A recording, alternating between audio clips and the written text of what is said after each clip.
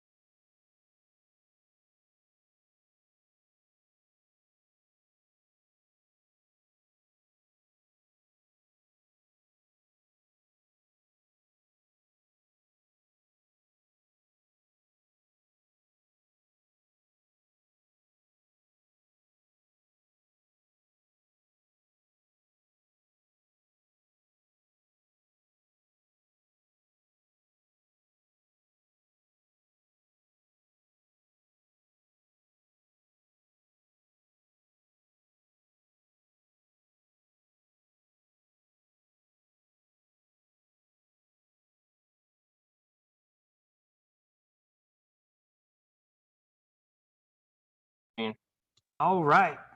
hello. There we go. Hey, how are you? Right. How's it going? Now I need to pull this up because I know it's going to do it right What? off the beginning. It's going to need to mute that. Just like that. You see me catch that? Okay. Ha ha ha. So, what's up, guys, ladies and gentlemen, Driver Motorsports fam, and whoever Sean's got coming here. I don't know. Yeah. Hopefully Sean's bringing some fans. I am not bringing anything except for just me and my car. Sorry, just me and my car. Awesome. Where are you at right now? I am at home. Oh, nice. Nice. I am, I can do a lot of what I need to do from home anyway. So I don't necessarily need to go into the office too much, but yeah, I'm at home right now. So Cool. What's the deal with California now and the shutdown and all that? Are you guys like reopening now, or is it what's up? I got my mask. I'm good to go. Okay. I'm ready to go out wherever I need to go. Whenever you're out in public and stuff, you've got to be, you got to be a little bit more wrapped up. I don't know. It's all in the air, right? It's all freaking,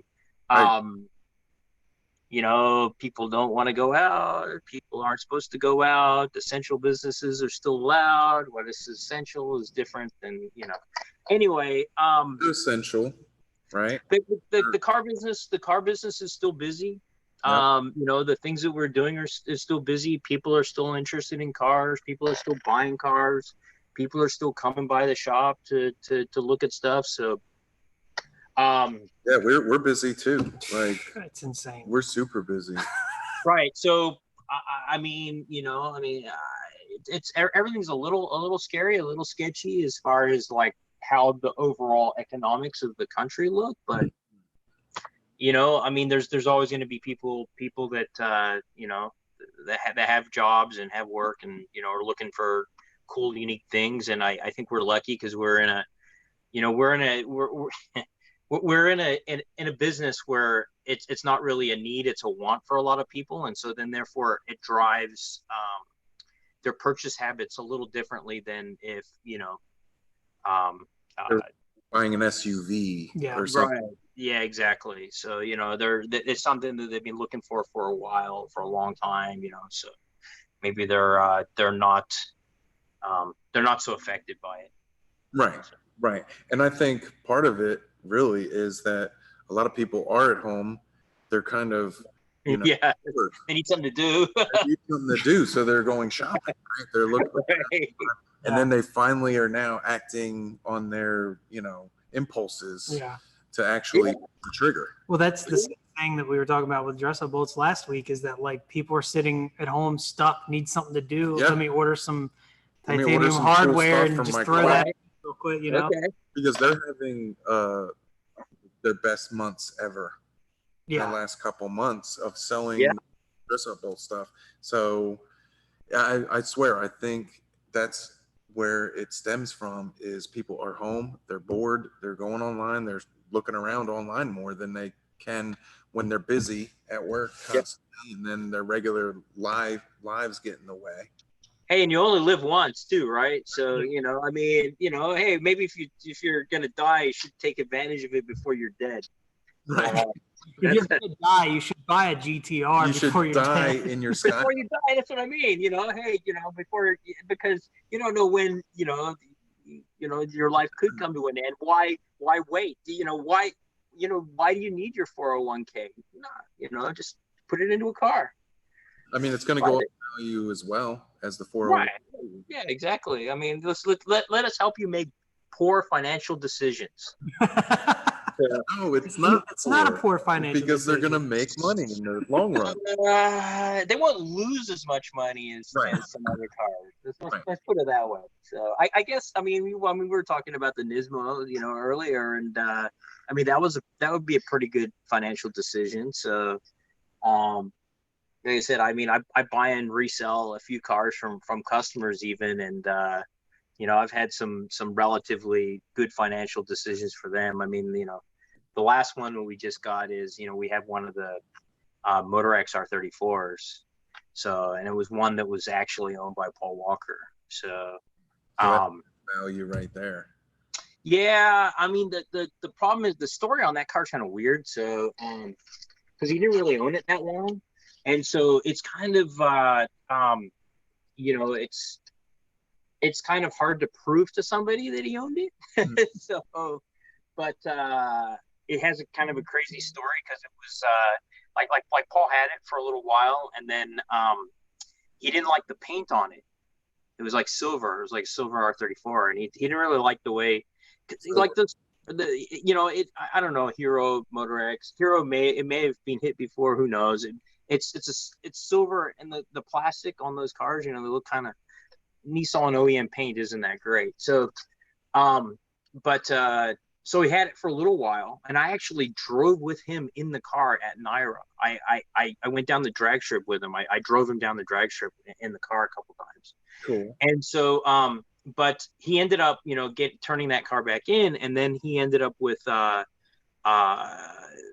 for a short time he had Blackbird, but not really. And then he ended up with a white V-Spec 2, which is the final car that he had. So, but the silver car got sold to one of Motor X's customers in Hawaii, and that customer had some run-ins with the law, and the vehicle got seized by the DEA.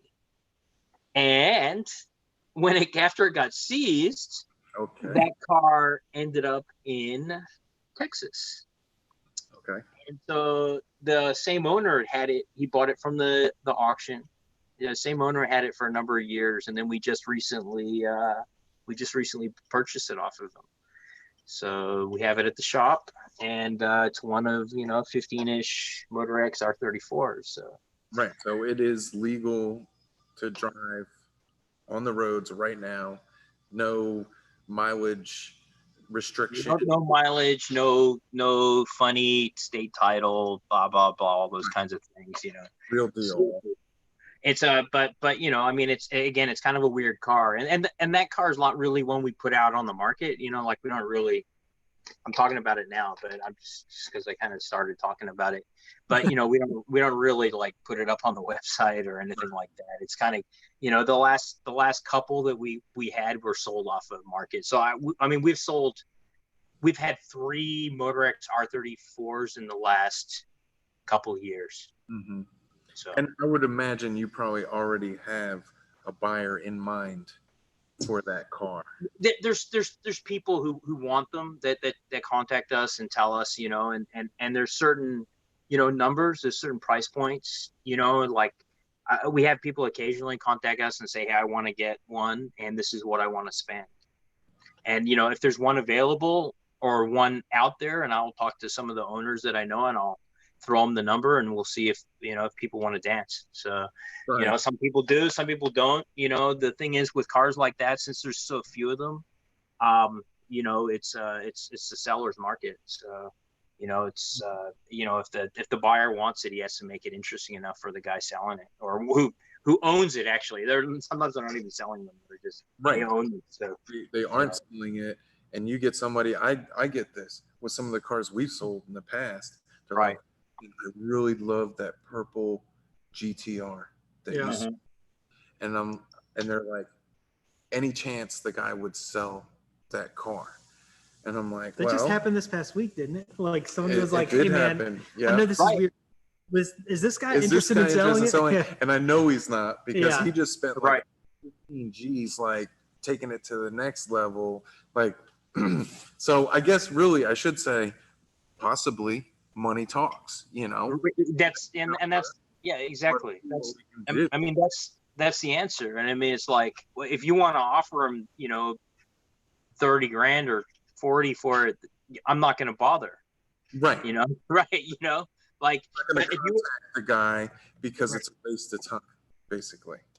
Right. I mean, you need to make an offer that makes, as I say, makes his pee-pee jump a little, so if you can't do that, don't bother, we'll go do something similar, or we'll do something that, is in your price range. Right. So, so I don't know. We were talking about going back. Yeah. Way back. You want to go to the start?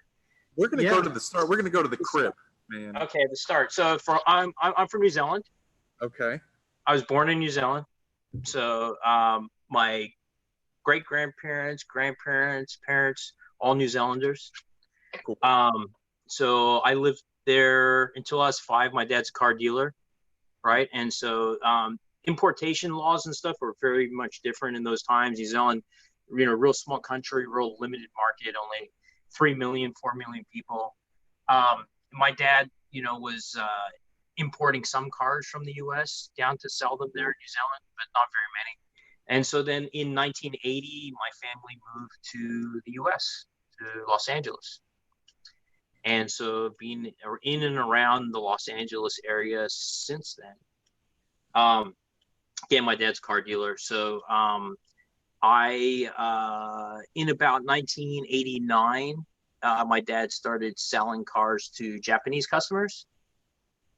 And, started selling Corvettes and Trans Ams and all kinds of weird stuff whatever they would want over there in Japan. So it was mostly exporting States to Japan. Yeah, exporting, exactly. Exporting American stuff to Japan. And so all kinds of stuff, all kinds of weird things. Okay. Yeah. So then from there, Japan got pretty good. There was a bubble economy, and so then started exporting a lot of exotic stuff, Ferraris and Lamborghinis and all this kind of cool shit. So when I was like, 15, 16 years old or so, go to the Ferrari dealer and pick up a brand new Testarossa.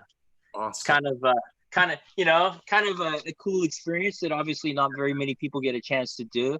And actually even NSXs, and we used to export Lexuses and all kinds of stuff, and anything and everything you can imagine that somebody might want overseas, we shipped. Nice. And so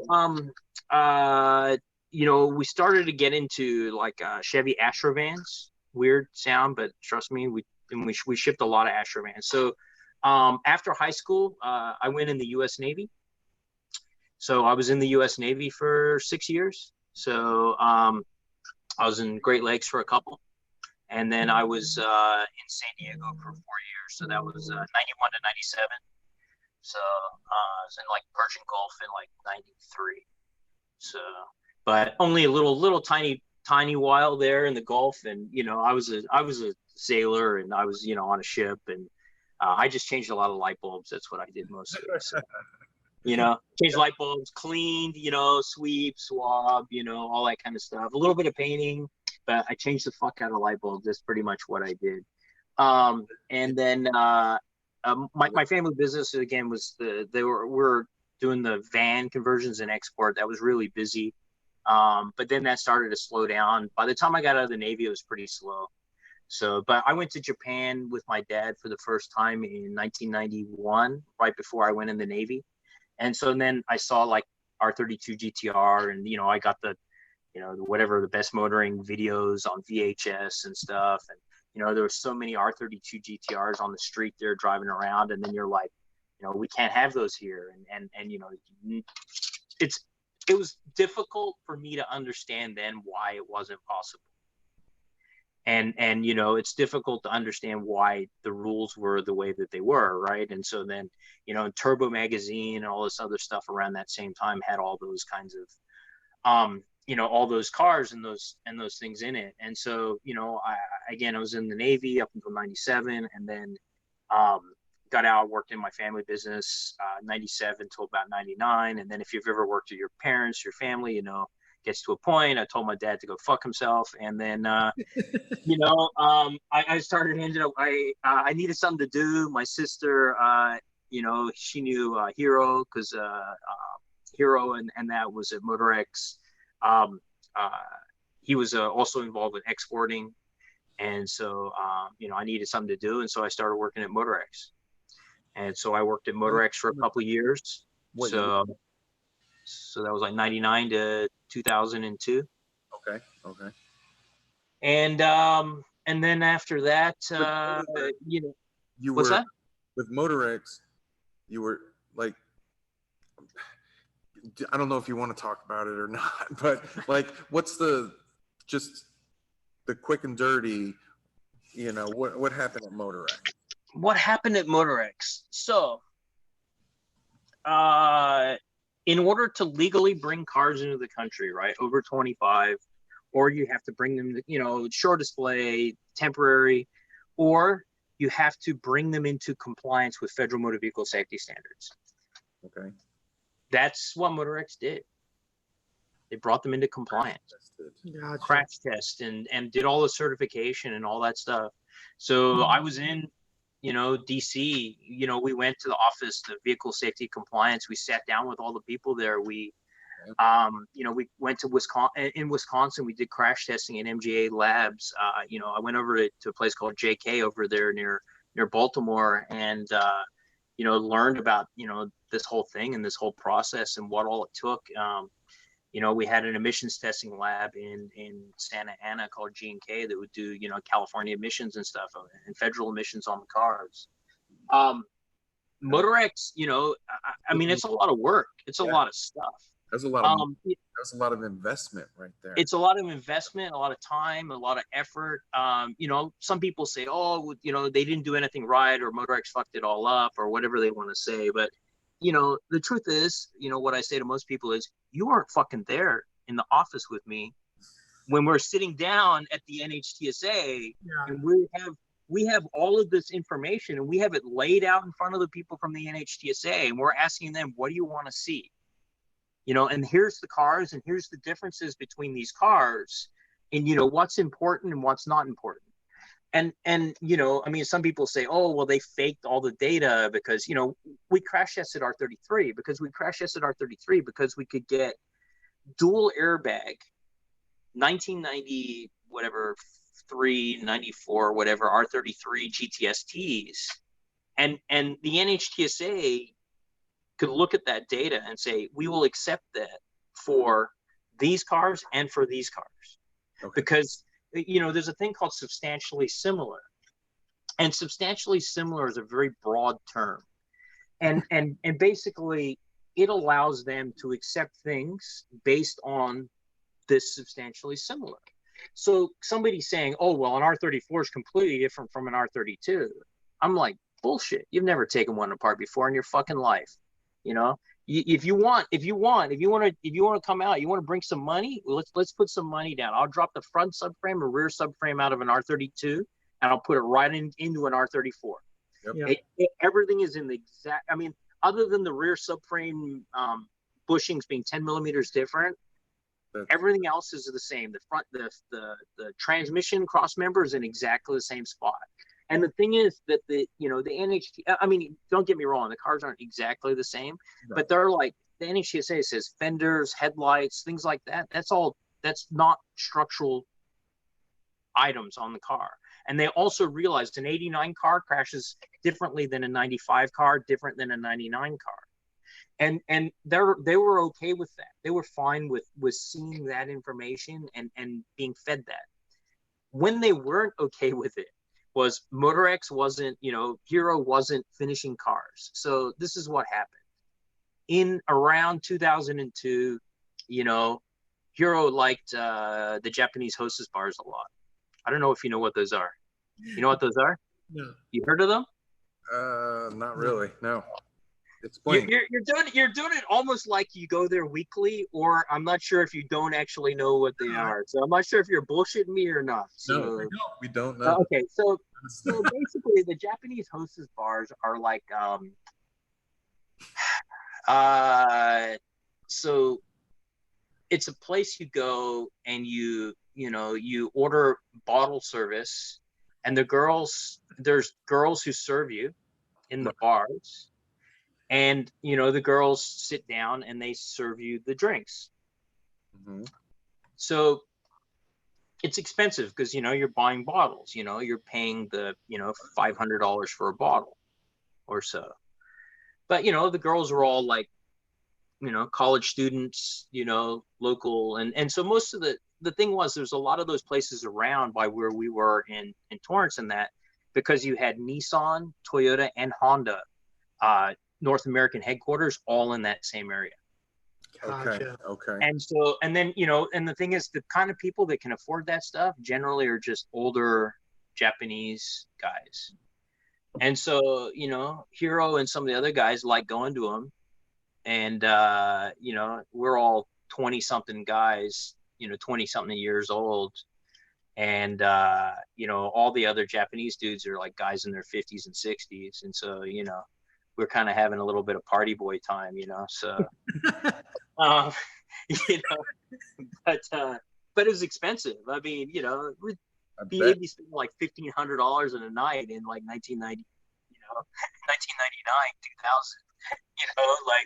2000, like blowing the cash. And so, and it just kind of, as an employee, I was working for him and trying to get things done. And I was like technical sales generally, I mean, I didn't really do too many actual like person sales, but, I was dealing with the government, dealing with a lot of other shit that I needed to deal with. But, I mean, we would have customers show up at the shop to pick up a car that wasn't even there, Wow.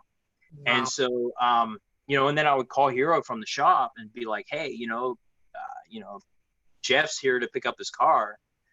And he wouldn't pick up the phone, and I'd be calling him from the shop number. And, Hero would go missing for like days at a time and shit, And so, it kind of wore on me a little bit, I mean, I loved dealing with the GTRs. I loved all that stuff. But, he liked fucking around a little too much. Right. Yeah. And so, in a really tough spot. Here's the guys come to pick up his car, and you don't have it here. I mean, that's not cool. And it happened like for one guy, it happened like twice. Jeez. He flew down from Seattle to pick up his car, and he arrives in the office, and he's like, I talked to Hero, 2 days ago. He said it would be ready, and I'm like, it's still at the lab. Oh my gosh. Because he's probably looking to get the funds. Like, hey, wire me the money. It'll be ready. Yeah. And so, I mean, in the end, it wasn't really that cool for me, and so I, put me in a kind of a shitty situation a few times. And so, I left. And Okay. so, I was the only person that really knew what they were doing as far as any of that shit was concerned.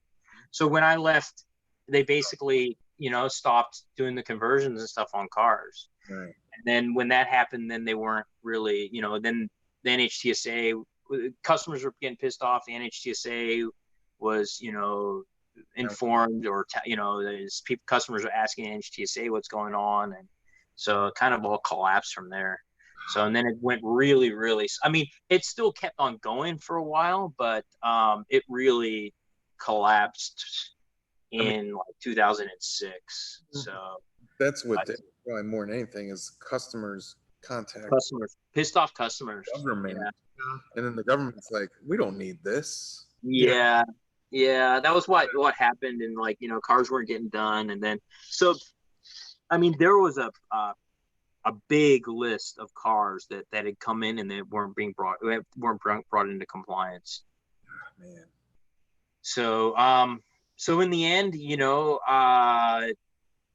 like I said, it went sideways, but Motorex did try to do their best to bring the cars in compliance. They did do everything. A lot of people say, well, Motorex fucked it up. It wouldn't exist without Motorex. Yeah. I mean, a lot of people say, oh, I know it from this or from that. I'm like, but I mean, I put the Skylines in Fast and Furious. So if you know them from Fast and Furious, it's because I put them in there, and that's because of Motorex. And so if I mean, whatever you want to say, in the end, as we get older, right? You get, I don't want to say a little less humble about it, but I mean, that's the reason the cars exist in the movie is because of Motorex. Yeah. If there was no Motorex, there was no Skylines in Fast and Furious. It would have been no R34 in Fast and Furious 2. And then there would was have been something. There was the R33. The yellow one. Yeah, the yellow one. Yeah, Big Bird. Yeah. So yeah. So I mean, now were the cars that were in the movie, were those already complied Motorex cars, or were they cars that were waiting to be? Well, so Big Bird, right, which is the yellow one that was in the first movie. Mm-hmm. So I went to Universal, and we took some R32s and we took R33 on a trailer. And so the R33 was kind of our demo car, and we'd used it for a few things, and we were getting ready. We were actually almost going to crash test that car. Okay. There was a point when the NHTSA wanted to see unbelted front impact tests, and we were going to do that car. We're going to use that car for that. And so, that, but it had gone through a few different things, and we'd used it for One Lap of America and some other crap, and HKS used it as a demo car. And so anyway, it ran at Pikes Peak. So Reese Millen drove it at Pikes Peak and set record at Pikes Peak showroom stock in 1999. And then anyway, so I brought it to the movie. They liked it. They wanted to have more cars, but the movie was nothing. How did you hear about it in the first place? Like what? How did I? Yeah. How did you hear about? Craig Lieberman. Oh, so my friend Victor Reyes, who's he informed me that Craig Lieberman was looking for to do some auditions on cars. And so he said, here, come to Universal on this date at this time and bring cars. And so we did. And so, when the producer and all the other people came up, I talked to them about, I did what I say is probably my best pitch ever on cars, to tell them that, because they asked me about Supra versus Skyline. And I'm like, this is, Skyline is above Supra in Japan, because it is the pinnacle of what they were, but it's never been available here in the States. And so, they wanted to put it as a bigger role. We just didn't have the cars. We had one car. And so, and they said, well, can you get another car? And I'm thinking about it, and there just wasn't really any available. And there's no budget to do anything else. I mean, people say, well, and it's like, well, that's fine, but that's not where we were back then in 2000 or whatever, around whenever we did the first audition. You know, we couldn't fly cars over. We weren't going to even ship any more cars in. We weren't really going to let them borrow any more cars. So we let them have the one car. And then after the movie, you know, Craig Lieberman and Paul Walker both are like, "Oh, we're going to get R-34s," and I'm like, "Oh yeah, sure you are," you know. So, um, but they did. And so, you know, we got Paul that silver car, and got Craig Lieberman the Blackbird, you know, which ended up being the main character car for the second movie. Awesome, That's man. insane. That's pretty cool, man. Like, So you know, again, so people say, oh, you know, this or that. I mean, maybe, you know, Skyline's from Gran Turismo, but I'd say there's a good chunk of people that know him from Fast and Furious. I knew it from Gran Turismo before. Yeah. Fast Pretty good. Yeah. That's what everybody says. I am No, old. it's like old. I feel like, you know, as we can all hate as much as we want on kind of how cheesy some of the things were done, but I mean that movie was it was iconic. It was like a turning point for actual like JDM love, you know, in the States. Just, so Japanese cars in general over and like a bunch American of random muscle, stuff really. too, you know, like all the JDM cars were covered in that first video. Or the Sure. first, you know what I mean? The Evo and the Eclipse and Integra, Supra, S chassis, R chassis. There was a little bit of everything. I don't know why I had a Volkswagen cool. there. Well, yeah, I don't know either, but hey, you could ask Craig Lieberman. So, yeah. But you know, they gotta have a mix of everything, you know. So yeah. You know, and the movies to me, I mean, they're fun. I mean, they're silly, but they're fun. I mean, you know, it's almost like cartoonish. Yeah. You know, yeah. I mean, it's you know, it's people don't necessarily like this term, but it's correct, which is it's our hot rod culture. Yeah. Mm-hmm. Hot rod. It's a hot rod. It is what originally hot rods are. Right. It is the cars that the people had and made them into the cars that they wanted. When you modify it. When you take a stock car and you modify it, you're hot rodding that. Yeah. Hot rodding it. Yes. I mean, like I said, the guys that, you know, people don't necessarily like that term because they say, well, a Honda isn't a hot rod. And it's like, yes, it is. Really, it is. It is a hot rod because if you take a Honda and you've modified it, you've done an engine change, you've done, you know, other things to the car, that is what, you know, the guys were doing originally with their, you know, with their A's and their T's and you know, they're taking them and they're putting a Buick engine in, or they're putting, you know, whatever it is, that is hot rodding, you know. And so if guy's taking a CRX and he's putting a, you know, a H22 in it or whatever, you know, I mean, that's a hot rod. Yeah. Right. Well, I mean, even today, like if I'm driving around one of my personal cars, you know, like if there's an old head at the gas station, he's like, "Man, is that your hot rod?" You know, right? That's what it is. That's what it is. It is, and again, so you know, and so it defines, you know, the culture a little bit around that time. Yeah. You know, and so you know, it both created the culture and defined it to a little, you know, to a point, you know. So I mean, create as in, you know, obviously everybody's like, I need NOS, you know, but you know, and nitrous NOS, you know, nitrous oxide systems obviously benefited pretty greatly from that. And yeah, you know, I mean, I remember another product on there because I was actually producing and selling grills for cars at the time. Yeah. A company called Grill Tech. And I was going and seeing the movie, and there was a Grill Craft grill. It was on the Integra, and I remember because I was in the grill business. Yeah, okay, you would know. So I looked at it, and I was like, "Oh man, look, the grill!" But I was like, "We're gonna benefit from that because people and be like, oh man, a grill that looks pretty cool. I'm gonna maybe get one for my car." And you know, I think it really did benefit my business. I made a lot of money selling grills for Supras and S2000s and things like that, you know. Sure. You know, I mean, it you know, again, it's like, you know, for all the people that hate on it, I'm like, I'm fine, man. And then, you know, I mean, I worked on the third movie, I worked on the fourth movie. So, you know, and you know, we sold them cars for the third movie, and so I mean, I did pretty, honestly, I did pretty well out of the whole thing. I've had a lot of fun with it. You know, it's not a documentary, it's not, you know, anything else. You can hate it, you know, whatever, and I'm like, I had fun. So Right. It's up cool. to your choice, right? Right, exactly. Yeah, if you don't like it, cool. You don't have to watch it, you know. So It's a free country. Yeah. yeah, So kind of. yeah, we'll not get into that. Kind of. When you left Motorex, right, and Yep. you were, you know, helping with the Fast and Furious cars and everything, right? So, Yep. after Motorex, what happened? Like, where did you go from there? Well, I was back to some of the family stuff. We did a bunch of things with. We're making car parts for do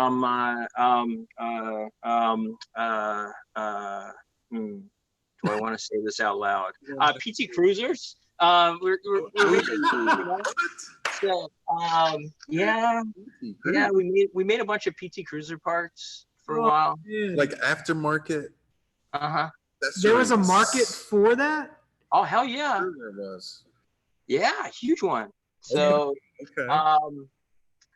and yeah, we sold a lot of PT, we sold them to dealers, all that kind of stuff. So and then in around 2005, 2006, I started to do the racing for the R34. Okay. And so what happened with that? What division was it again that you were going to racing with? So we saw the car. There was an event on the West Coast. It was like a JGTC D1 event that was out in the West Coast. I think it was in 2004 or 2005 is when the event was. It was at Auto Club Speedway. Mm-hmm. And so we saw this R34, or actually this guy I knew, Igor, saw this R34 out at this event. And then there was the guys that were helping run the event were guys from SCCA Pro from World Challenge. And we had them have a look at the car and say, hey, you know, do you think you would allow this car to run in your series? And they said, yeah, blah, blah, blah, you know, as long as it fit, you know, there's certain requirements, all that kind of stuff. And so Igor bought the car in 2005, and we started prepping it in 2005 to race it in 2006. And so it's again, it was like Speed Vision, which became Speed Channel, and World Challenge GT, which is the bigger, faster cars and stuff. Yeah, I mean, and we were naive and stupid. Mustangs and Camaros with Corvettes, Vipers, Porsches, big time. Cadillac. Oh, Cadillac like had the CTSVs. Yeah. Yeah, those are serious cars. Those are very serious cars. Yeah. Those are yeah, like, you know, I mean, so Igor owned automotive forums. And so, you know, I remember automotive forums. Right. And so he, you know, he was getting revenue. His money was coming from that. Okay. But, you know, before he ever bought the car, so, you know, my history and background, like I never really done any real racing or anything like that. You know, I never really done any real track days or anything. I didn't have really any experience. And so, and Igor didn't really have any experience either. And you're like, screw it. We're just gonna send it, right? We're gonna go do it. We're gonna go pro racing. I know, this is like against Cadillac that has about an $8 million budget for a year. Right. And we're gonna buy an R34. We actually bought two of them, these cars, and we're going to race them against these, you know, basically some of these cars were pretty purpose-built race cars, even though they look like the Cadillac has the engine back 8 inches and down 4 inches. Like the rear subframe is moved like up and forward. You know, like the Cadillac, the whole body, if you look at the Cadillac CTS-V race car, the fender, right? The fender on the street car is like about yay high. And on the race car, it's about this, because they lowered the body over the bottom and they cut it off They like made the whole fucking car shorter. I mean, it's still unibody, but like the whole thing is shorter. You know, we're and that's Pratt and Miller. You know, I mean, those are the guys who run the Corvettes at Le Mans and all that stuff. Yeah. And so, you know, and we're taking a Super Tyque spec, which is a very, very stock R34. There are modifications to it, but it is pretty damn stock. Like all the suspension pickup points, huh? Caged, of course. It had to have been caged up, right? Yeah. It was a Super Tyque car, so it ran in endurance racing in Japan. Okay. And it, you know, if it's running in that class, it was good. You know, we had an engine from Nismo. It was 470 horsepower on the engine dyno at Nismo at like 16 pounds of boost. Okay, and so, and you know, 370 maybe at the wheels. Yeah, you know, and so, you know, they said to us, 500 horsepower, 3,000 pounds is where we should be aiming. And so, you know, we got, I don't know in the beginning, but in the end, we were down near 3,000. And, you know, the engine, again, was, you know, pretty close to 500 at the boost we were running. But, man, we were so slow. So these other cars that were out there. Yeah. I mean, yeah, the Dodge Vipers and stuff, you know, I mean, we were talking to some of those guys and they're like, yeah, we're, you know, 2,800, or maybe the Vipers were a little more than that. The Vipers, I think, are 2,900 pounds and like 600 wheel. And like the Corvettes are like 2,800 pounds and like 540 wheel. And, you know, the Porsche race cars are just, you know, Porsche race cars. And so, RS, like yeah, GT3 RS is, and you know, pissed off, normally aspirated, lightweight, you know, and so we were slow, and so our first race was Sebring, in 2006, and so we raced. Igor, What's that? right? Say again? The driver of the car. Igor. Okay, right. Okay. So, you know, here's the thing, right? So in order to race in the series, you have to homologate the car. And so they have a thing called a VTS sheet, a vehicle technical specification sheet. And so I'd send in all the information to the series, and you know, we'd packed our asses up and we'd put everything in the car, and we were, you know, heading cross country. And I'm calling the series and saying, hey, I haven't seen the VTS sheets yet, and all that. And they're like, oh, well, we'll get them done. And I'm saying, well, I mean, I hope you guys hurry up because you know we're going to be at Sebring. And they're like, you're going to make Sebring, and I'm like, yeah, we're like in Texas right now. So I mean, you know, like we're on our way. Yeah, I mean, we're literally on our way. I mean, we're, you know, the car's done. You know, I mean, we're coming. So, we went over to Roebling Road first. Actually, we tested the car out at Roebling. We swapped the engine in Roebling, and we go to Sebring, and the car's just not fast. The car's just not running right, man. And I cannot figure it out. It is just not doing what it's supposed to do. And this is a brand new engine, you know, and all that stuff in there. And Igor's complaining about it, and it's just not going right. And I finally figured out that the old engine that was in the car was making about 26 pounds of boost. And this new one was making about 16. So, you know, and, you know, so we're about, you know, 120, 150 horsepower off, you know, from where it was. And I finally figured it out. There's like a little trick and that Nismo did that that I figured out off of one of the other engines to make it make the power that it should have. So, but anyway, so once I got the boost controller right and all that stuff, and the car was good, and you know, we ran it around at Sebring. We caught a donut or two, and then the car started smoking.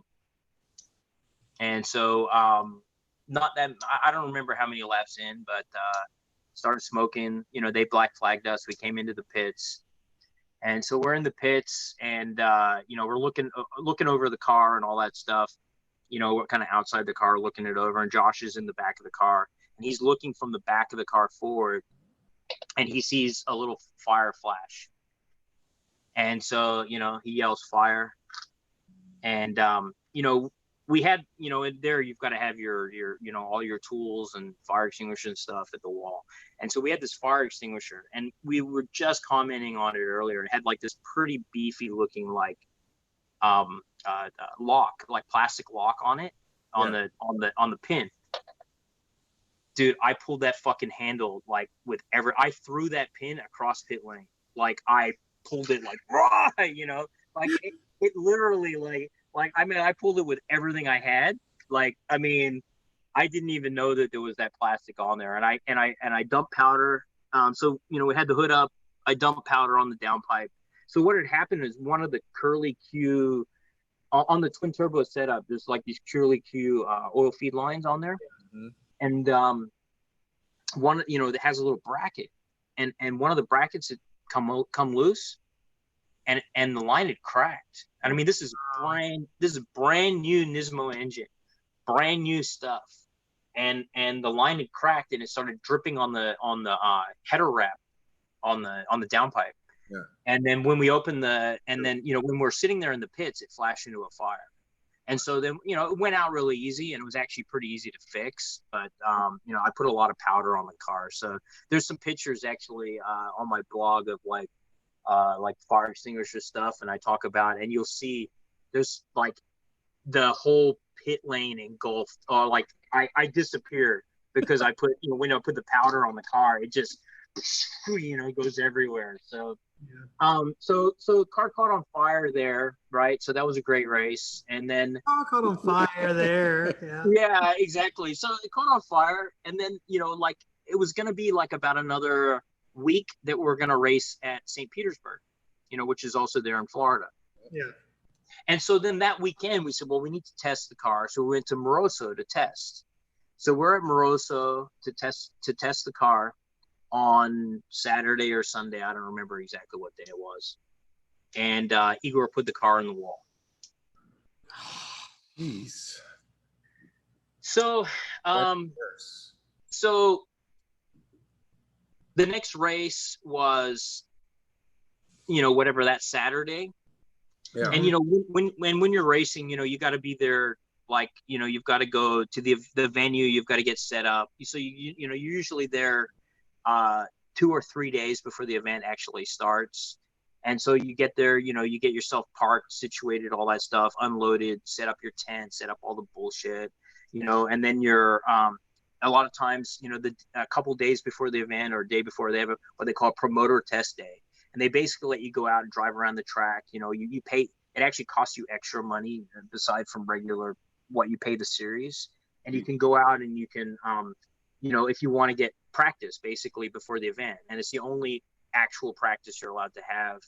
And then you'll have, you know, practice and qualifying and all those things leading up to the race day. And depends on the venue and, you know, blah, blah, blah, and all those kinds of things. And obviously when you're there and you're on a street course like St. Petersburg and all that, you know, you want to try to get as much, you know, track time as you can get.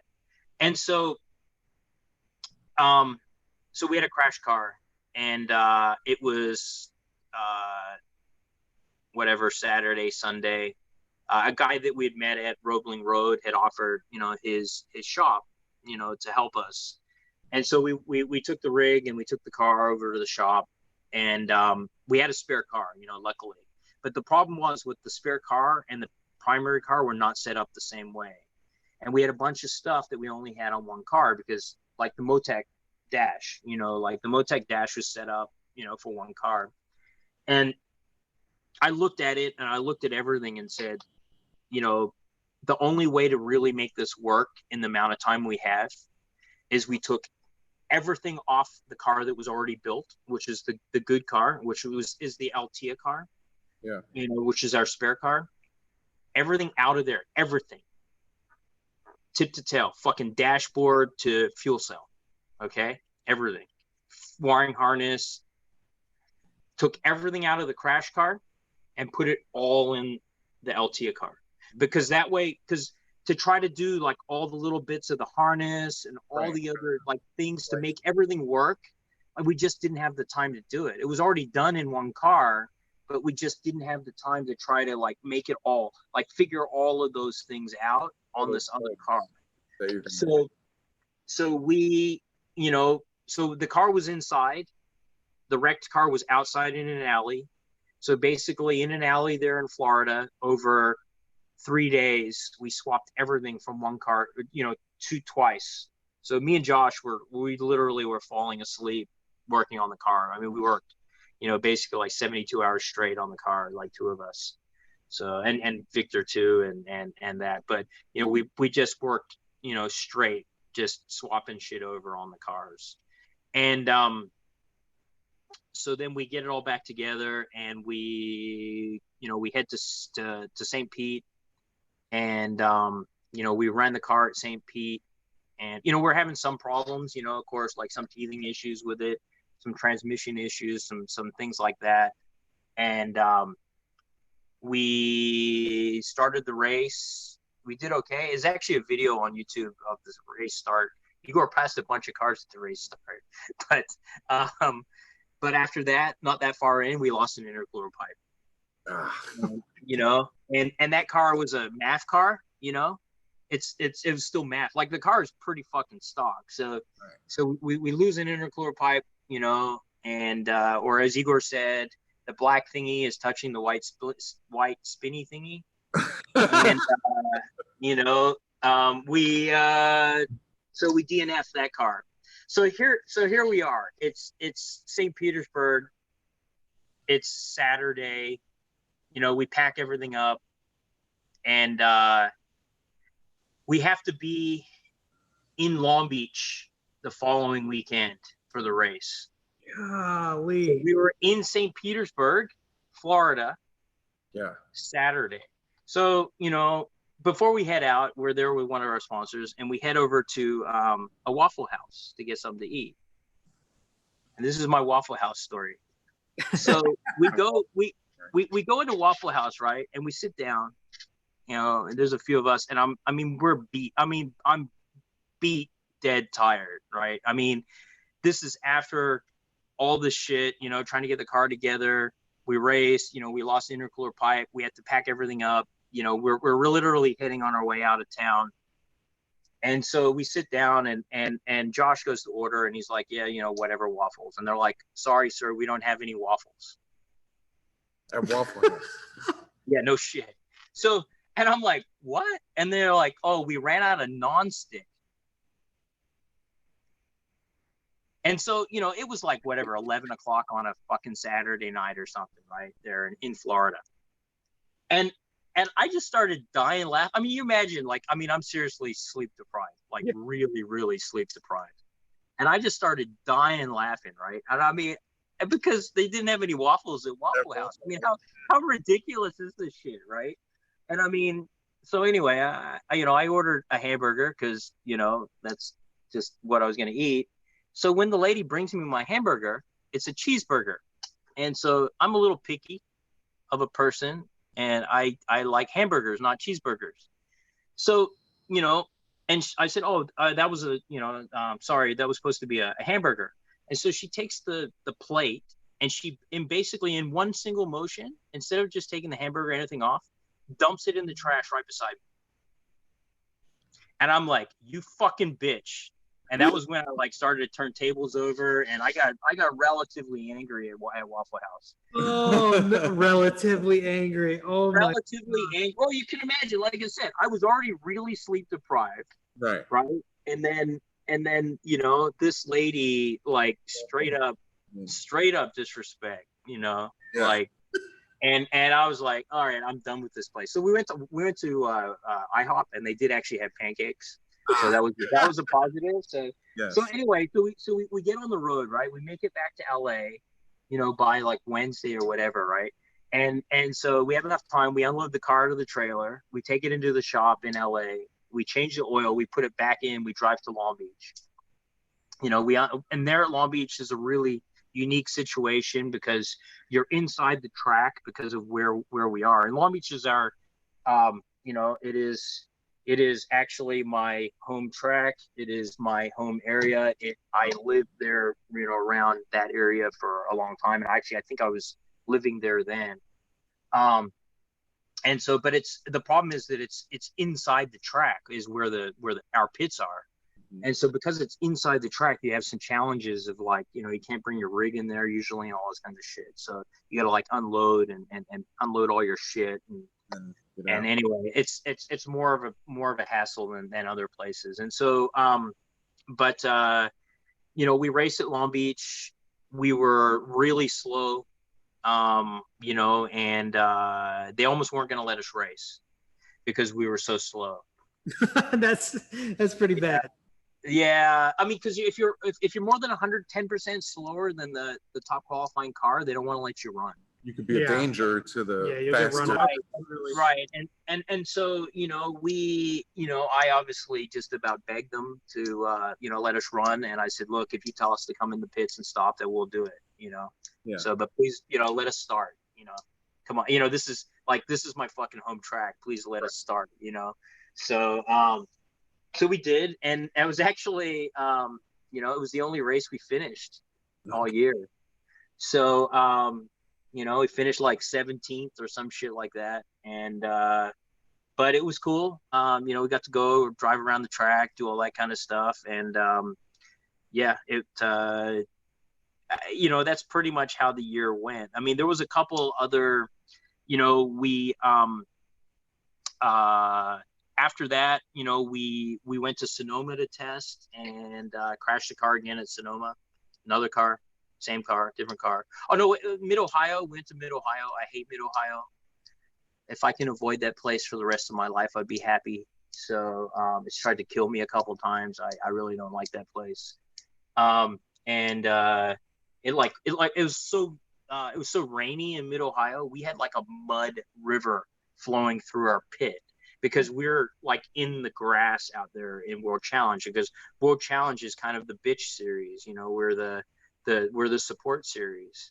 Right. And so even though we're pro racing, we're still, you know, so we're out in the grass and it's raining and like the race car is like sliding around like and you're like walking through mud up to your ankles, and you're losing shoes, and you know, trying to get our toolbox, you know, from the fucking, you know, from our pit to the pit wall is like impossible. And anyway, I said I hate that place. And then after that, I said we went to Sonoma to test and crashed the car again. And then right before, you know, we got it fixed, and then we ran Laguna Seca, which is our last race, and we blew up like 3 engines at Laguna.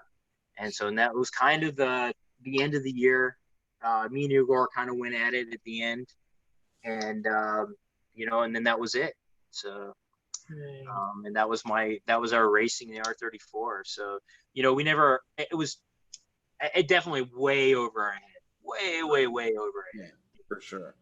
So the competition you were running against was just so far advanced of what you were bringing into the equation. It's not even funny, man. So yeah, just to make that effort.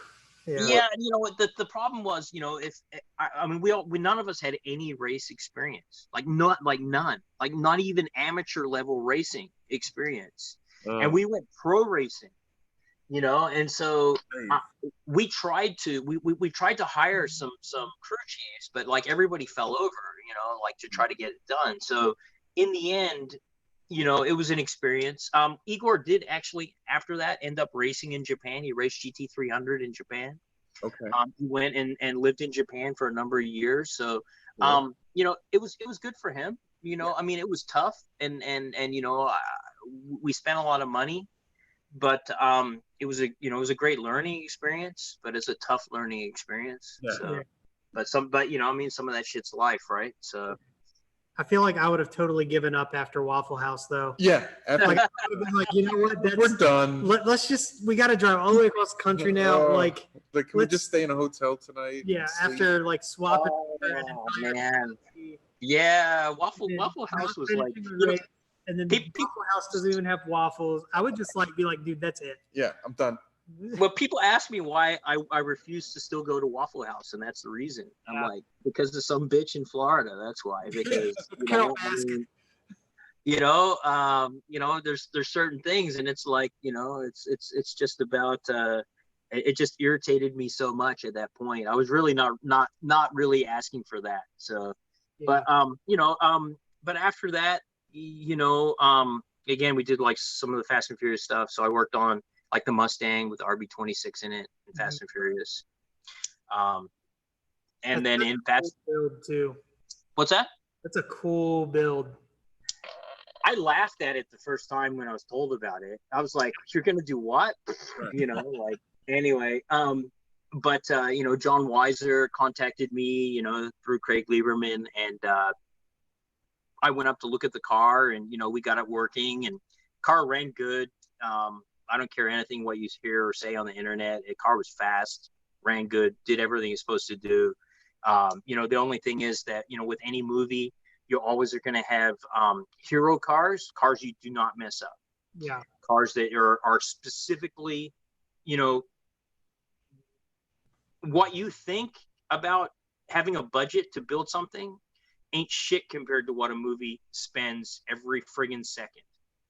And the thing is that when they're there and they're supposed to be filming, every second that car isn't doing what it's supposed to do is a problem. Oh. And so if you damage that hero car for whatever reason, it's probably going to cost them $150,000. Right. So yeah, you know what I mean? Because if they have to go and get another car or do something like that, it's that kind of deal. I mean, and the thing is that, like, again, I don't really care what you think about money. These guys burn it. They're like they're supposed to. Like, I mean, they're using a big shovel to shovel it all in because that's how much they're spending. So, because on set at any one time, I mean, there's so many people there, and they're paying the director and all the actors and and basically, and if it goes overtime and stuff, and they're like time and a half or double time or triple time and things like that, I mean, you want to get serious. I mean, that's how serious it gets, and it starts to be, silly. So again, they have a hero. The hero does the thing that it's supposed to do. They have other cars they use to beat up. They have 5 or 6 of them or whatever. And then, as they beat stuff up, they go and they'll fix it, or they'll go and, they send it back to the, what you call picture car warehouse, and fix it or make them all look the same, because they do some of that too, right? So if they beat one car up, it has damage, and they want to make sure, like, there's another car that has the same damage. I mean, they're like hitting it with sledgehammers and shit, so right. So make sure that these 2 cars, have continuity between them, so. And if there's extra cars on set, up at that point, and it has to look exactly the same as the other one. Right. Yeah. I mean, the problem is, like, you don't have the time to get in. If you get in this car and you go to start and it doesn't start, the one behind you better start. And the backup, is going to start and get in, and so then anyway, that's just the way it works and that stuff. And then so for 4, I was hands and feet. So when you see people pushing on the brakes or accelerator in Fast and Furious 4 or shifting gears, that's me. Yeah. So I was my official title was technical advisor for the insert unit. So, like, when they were on the sound stage and stuff like that, and even like when Vin Diesel is like driving and that, I'm actually moving his hands from like the other end of a steering wheel and stuff to make it look like realistic. So okay. So sorry, movie magic. Sorry, guys. Yeah. It's all fake. So it's all not real. Yeah. I'm so surprised. I had no idea that. Yeah. It's all fake. It's all movie magic stuff. So, but it's fun. I mean, don't get me wrong, dude. If you ever get a chance to work on a movie or anything, you like jump at it. It's a great time. So, it's crazy because when you're used to working in the real world and you have a real job and a real business and real things that you do, and then you go to there and it's like craft services, and you're in the middle. I said the story about I'm like standing on the hillside in LA, and and we're watching the cars go around. They're doing some drifting on Fast and Furious 3, and a guy rolls up with like this cart and says, "Hey, would you like a cappuccino, sir?" And I'm like, I'm standing on the side of a hill, like like dirt hill, and a guy has a cappuccino cart, and I'm like, yeah, sure, I'll have a latte. I mean, right? I mean, you're just like, wait, does this really happening? Or you're there and you're on set and they have like the the food and the lunch and stuff, and they've got like a complete like Sunday bar, like all kinds of ice cream and chocolate syrup and sprinkles and shit. And you're like, this isn't real life. This isn't how it really is. You're like, I mean, this is like a buffet. This is like a Las Vegas buffet, and we're like in the middle of the desert or something. We're on the side of a mountain. We're up in Chavez Ravine, and you're like, this makes no sense. But I'm not gonna complain. It's kind of cool. So but yeah, all of that stuff was fun. I helped them with a few things, selling a few cars. The last stuff I sold them was a couple of Bentleys so just the like wreck Bentleys they wrecked for some of the Continentals and stuff. So I actually have before we get too far forward, I have a couple comments that I just want you to react to. Okay. They're pretty good.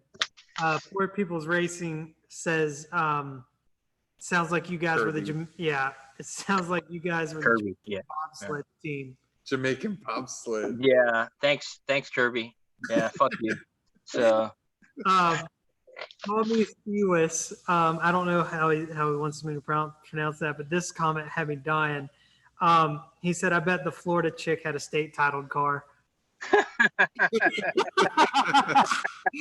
Oh man, I don't think I gave a shit about anything then. So yeah, it's just I only care about it when it starts to be my business. I mean, I got all these people that say it's none of my business, and I'm like, no, it actually is my business. Yeah. So it is actually 100% of my business. So yeah. I have a couple, I guess, questions. Would just be, where's the 25-year rule come from, and why is it 25 years? And I know a lot of people would want to know. So it's the Imported Vehicle Safety Compliance Act of 1988 is I think that's the correct way it is. But basically there was obviously a lot of gray market vehicles, which are people don't understand first of what gray market is and what black market is. So gray market just means something not originally sold in that area. So if you have like a Nintendo game that came from Japan, that's a gray market game. Yeah. If you stole the game, then that's a black market game, right? If you stole, if you went in Nintendo and stole it out of their place, it's black market, right? It's not something that was sold somewhere else. You actually stole it, and it's kind of a concept that some people don't understand. They think that every car that's ever imported is gray market, whether it was legally or illegally imported. So there was a lot of gray market cars imported. People were supposed to bring them into compliance. They were supposed to bring them, to meet U.S. safety regulations and emissions requirements. They weren't doing it, and because people weren't doing it, when you fail to do what you're supposed to do, the government decides they need to step in and regulate you. So and go on top and say, you know what, you guys are bad, so this is what you have to do. And so they brought in basically the registered importer scheme then, which, the registered importers are the guys who could take non-compliant cars and bring them into compliance. And so G&K and JK and stuff, those are both registered importers. MotorX was a registered importer. I set up RB Motoring up in LA as a registered importer too. But because again, because people weren't doing what they're supposed to do, they set the scheme up, but they also said, in order to make it more difficult, or they just basically said, when the cars are 25 years old, they don't affect the current market anymore, and so they're legal to be imported without having to be brought into compliance. And so an antique. Right. Yeah, they're they basically are saying these cars don't affect the market anymore. and so they can still come in, and so it works for us and against us. I always tell people, like, the laws are the laws, but people have to understand what that means, and if the law says that at 25 years old we can bring in whatever we want, we can bring in whatever we want. Mm-hmm. And I don't care what you say about what you think is legal or not. This is the law. And so, we occasionally run into it with, me and Chris know, because we've been talking about some things behind the scenes on some other shit. But the way the laws work is that, again, they're, if at 24 years and 364 days, it is not legal for us to import that car. Yeah. And that's fine. I am fine with that. I'm good. I understand it. I'm not going to bring in that car. When that car is 25 years old, it is illegal for me to import. Do not block me. Do not try to stop me from doing it. Yeah. Do not tell me that you think you understand what the rules are, because that's bullshit. This is what the rules are. And so, I am not bringing it in when it's 24 years old, but I am bringing it in when it's 25, and that is illegal. Mm-hmm. So, and that is some things that we do run into. Different places, different states, different people have different ideas of what they think. And the weird part about all that stuff is that, EPA is 21. Right. Yeah. You're right. So, at 21 years old, and it's by calendar year, which is different than the NHTSA, but 21 by calendar. So January 1st, all 1999 cars, January 1st to December 31st, are EPA exempt. Mm-hmm. Yeah, that's the way it works, and that's that's the way it's written. And again, it's not open to interpretation. I don't care what you think. This is what it says. Right. So it's right. Law. Right. This is the law, and it says by calendar year, not by date of manufacture. By calendar year. Yeah. So it's weird, and again, for us and against us, and the biggest thing for people like us is understanding what those laws are, how they work for us, how they work against us, and trying to do our best, legally, right? I mean, just trying to. I mean, there's a lot of cool cars out there in the world that are 25 now. People always complain and say, I want to do this, I want to do that. I'm like, well, if you want, you can petition and try to get the laws changed and all that. But, right. whining to me about it doesn't do anything. I've tried to do stuff for years. I've been to the NHTSA. I've been involved with crash testing cars. I do California compliance. I've dealt with the EPA. I've done all this stuff, but I can only do so much shit myself. Yeah. And you also, you can't, you don't have unlimited hours. Right. And it costs money, and it costs real money to do it. Yeah. To do crash testing and stuff like that is real money. And this too, like, if by the time you do make a change, if you're able to petition and everything, it'll be 5 years from now anyway before it goes into effect. And then it'll be legal anyway. And then right. Yeah, right. Yeah. So I mean, I started to deal with that on some of the Skyline stuff years ago, and R34s and everybody, and I'm like, look, you're allowed to have some cars under show or display. Be happy about it. Yeah, just right. be happy about the ones we're allowed to get. I know you're complaining because you want whatever you want, but be happy that they've approved these cars. And right. If you want, you can put more cars under show or display. You can attempt. You can put one in. It's really not that difficult. Right. And I've helped people do it, and I still continue to help people try to put cars under show or display. Is it and limited 2,500 miles? Right. Yeah, but look, it's if you're getting a show or display car, it's not your first car, you're not your only car. It's your 20th car. Right. Right. And if it's not your 20th car, then you probably don't have the means to do it in the first place anyway. Yeah. Well, I think the other misconception is people are like, well, you can bring anything in as a show and display car. No. Like you can't. There's a specific list. Yeah. Mm-hmm. There's a real list. And, if people want, if they have any questions ever, 202-366-5291. You know who that is? No. That's the White House. No, it's the Office of Vehicle Safety and Compliance in Washington, D.C. Yes, I have that memorized. Yes, I have that memorized. Yes, I know what it is off the top of my head from many, many years. But those are the people that approve the show or display stuff. Those are the people that do the petitions. Those are the people that you deal with, as far as, these imported vehicles are concerned. And, these days for me, and dealing with more government people and dealing with more, at the time, sometimes when I'm talking with people, I say to them, do you think I'm doing something illegal? Because if you do, feel free to call, U.S. Customs, or call CHP, or call, CBP. Like, feel free, like, call them. Use my name. Go ahead. They'll tell you. I've been doing this stuff for 20 years. I'm doing this as a business. I'm not trying to bullshit you. I'm not trying to do anything illegal. I'm trying to do this as a business legally. And I want you to understand that what I'm doing is by the letter of the law. Mm-hmm. And if you think that it's wrong, that's fine, but show me why. Show me why it's wrong. Pull the regulations out. Show me which one of your regulations tell me this is legal or illegal. Because then, if it's not legal, if I'm doing something wrong, then I'll change what I'm doing. But I've read them and I understand them better than you do. So, but even now, like, so CHP, we get calls from the California Highway Patrol about cars. Just like, hey, they're asking is you. this okay? They're Yes. asking you. Okay. Yeah, they so and they ask me for basically, sometimes people will bring them cars and things, and they'll ask us about if something's legal, because there's some really weirdness with California law. Yeah. And and what's legal, what's not.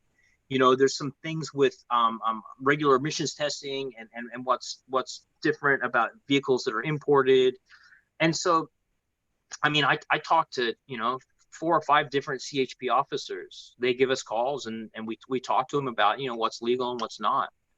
And we talk to, again, the DMVs, and we talk to CBPs, and we talk to all these people, and it's like, we try to do our best to do things correctly, because we want to keep being a business. That's the way I look at it. I don't Right. want to import one illegal car and then it totally ruins the rest of my business. Why would I even risk that? It just doesn't make sense to me to risk. No, it's stupid. Yeah, there's very little reward for it, Right. compared to what. I could sell an R32 or I could sell an R33. Why do I need to sell an R34? I don't need to sell an R34, Yep, because it's just not worth it. It's just, let's, like, these are the rules. If you don't like them, that's one thing. And if you want to follow them, follow them. If you don't want to follow them, don't follow them. That's fine. But, there are, of course, repercussions to that too. And so then, obviously, if you're selling illegal cars, you should be looking over your shoulder. Yeah. Because guys like us that are doing it legally, in the end, if you're cutting into my business, you're cutting into my money. Mm-hmm. So, you want to cut into my money for too long, it can start to be a problem. Yeah. Right. I always a lot of people. So just remember that. So if you're doing it legally, you're fine. If you're doing it illegally, you can have some problems. So, it's really easy to pick up the phone and call that number you just said and be like, hey. Right. Yeah. Right. And the way I look at it too is, like, some people ask me, "Oh, can you get me this or whatever?" And I'm like, "No, why do you even want that? Like, you're gonna own it, and now you always constantly got to worry." And I said, something may not ever happen to you. You can own it for 10 years. Nothing of course. happen to you. But you never know. And who knows, you are buying a car like this because you want to show it off, right? Right. Exactly. You're on here, you're there. Mm-hmm.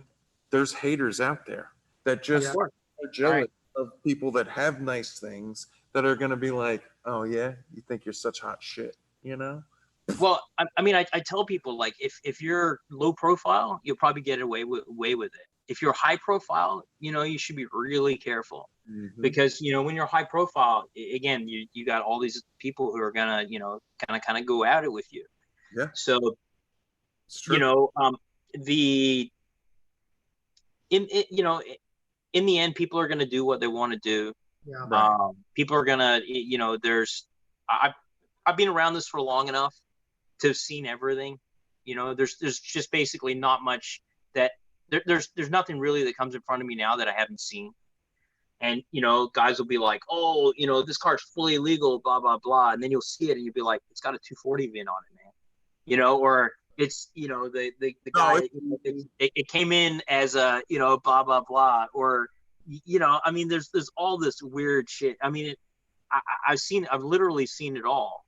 And, you know, it's just, you know, if that first guy that has it, you know, he has the car, that's fine. The second guy, he may or may not know. The third guy probably doesn't know. The fourth guy, you know, and so what often and can happen, and things happen like the Kaizo stuff a lot of years ago, you know, he's bringing them in as kit cars. Is the problem that happened with that is that when they did get busted, cars are trackable and traceable. And so they can say, you know, this guy owned it, this guy owned it, this guy owned it, and then go back to the original guy that registered that car. Yeah. And then they can look at that original guy and say, hey, he registered 100 different cars. And then they start to go back out from that guy and then go back out to all those cars and then, you know, pop them. And the guys who get them seized, you know, the guys who get them seized don't brag about getting cars seized very much. No. Yeah. Sure as shit. I tell you what, they'll brag like a mug when they got it. But if it gets seized, they just kind of go away. They just, you know, most people don't say, oh man, it's so cool, I got my car seized by CBP, you know. So they're embarrassed.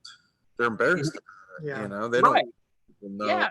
Yeah. So I mean, some people will tell me like, oh, I never heard of anybody getting their car seized. And I said, I have, because I get the emails. And they're like, well, you know, can you share them? I'm like, no, because I think it's, you know, to me, it's like privileged information, right? I mean, it's like almost like lawyer, you know, client kind of information.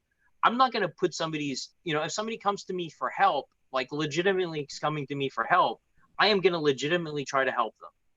And whatever that is, you know, they may be able to, you know, figure something out to export the car, you know, retain the vehicle some way, you know, if the buyer's legitimate, you know, that he didn't know. And so, you know, he may be able to retain his vehicle. And so I'm not going to go and like screenshot fucking emails between me and this guy that got his car seized and put them on the internet.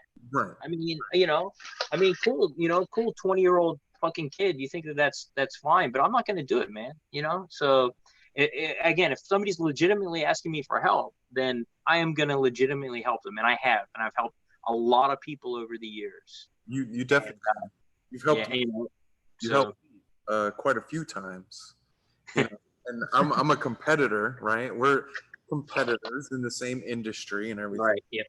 And you know, I started doing this after you did, right? Yep. So I think everybody started doing it after you did, though. So let's be honest. But I mean, I'm just saying, the timeline is he was doing it already. Yeah. I came along, you know, and I straight up asked him, you know, a question here or there about things, but I never, you know, tried to hide who I was or what I was trying to do. Well, no, I mean, I you know, it I don't want to make you feel not special, but trust me, you're not the only one. So I mean, just about everybody. I mean, I've talked to just about everybody in the business, and you know, something. I mean, to me, I'd rather have a good relationship with people than a bad. You know, don't give me a reason to have a bad relationship with you. Right. You know, I mean, I'll help you. I'll you know, I'll do stuff, but again, don't give me a reason. You know, don't, you know, if you want to be a piece of shit, you know, then that's fine. You know, but if you want to, you know, if you want to be in the same business, you want to try to, you know, import, sell cars, you know, that's okay. That's fine. You know, there's enough room for a lot of people in the business. So, you know, we'll do our best, and we'll sell cars. We have different customers and different people. And, you know, some people will cross shop, and some people will do whatever they're going to do.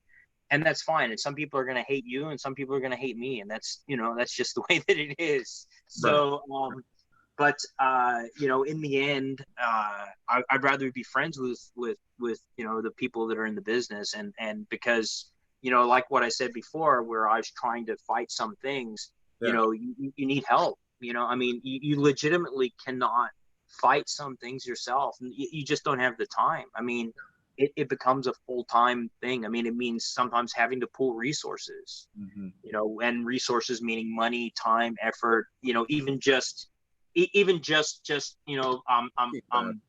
knowing people to talk to, right? Bouncing ideas, like you said, bouncing ideas off of other people. Like sometimes you got to talk to somebody because it doesn't, what makes sense to me right now may not make sense to anybody else. And I need to hear that sometimes, Right. So, right. Like, sometimes you might think you have the greatest idea in the world. And then right. you tell somebody and they're like, what? And then you're thinking a little bit like, maybe that was a dumb idea. Or, I'll just think some idea. Or they don't know what the hell they're thinking about. I mean, it depends. So, too. But then sometimes you rethink it and you think, you know what, that was kind of, I'm not gonna. That wasn't a good idea. Like, what was I thinking? Or you mean like renting JDM cars in Las Vegas? Hey, there's an idea. Yeah, there is an idea. That is an idea. That is an interesting idea, right? And so that spawned from Craig, and so Craig wanted to rent. He had a couple of Midnight Purples show display cars that he wanted to rent, and I said, I don't think you can actually rent those out because, the rules of show display, it makes it really difficult. It makes it really difficult to do that. And so,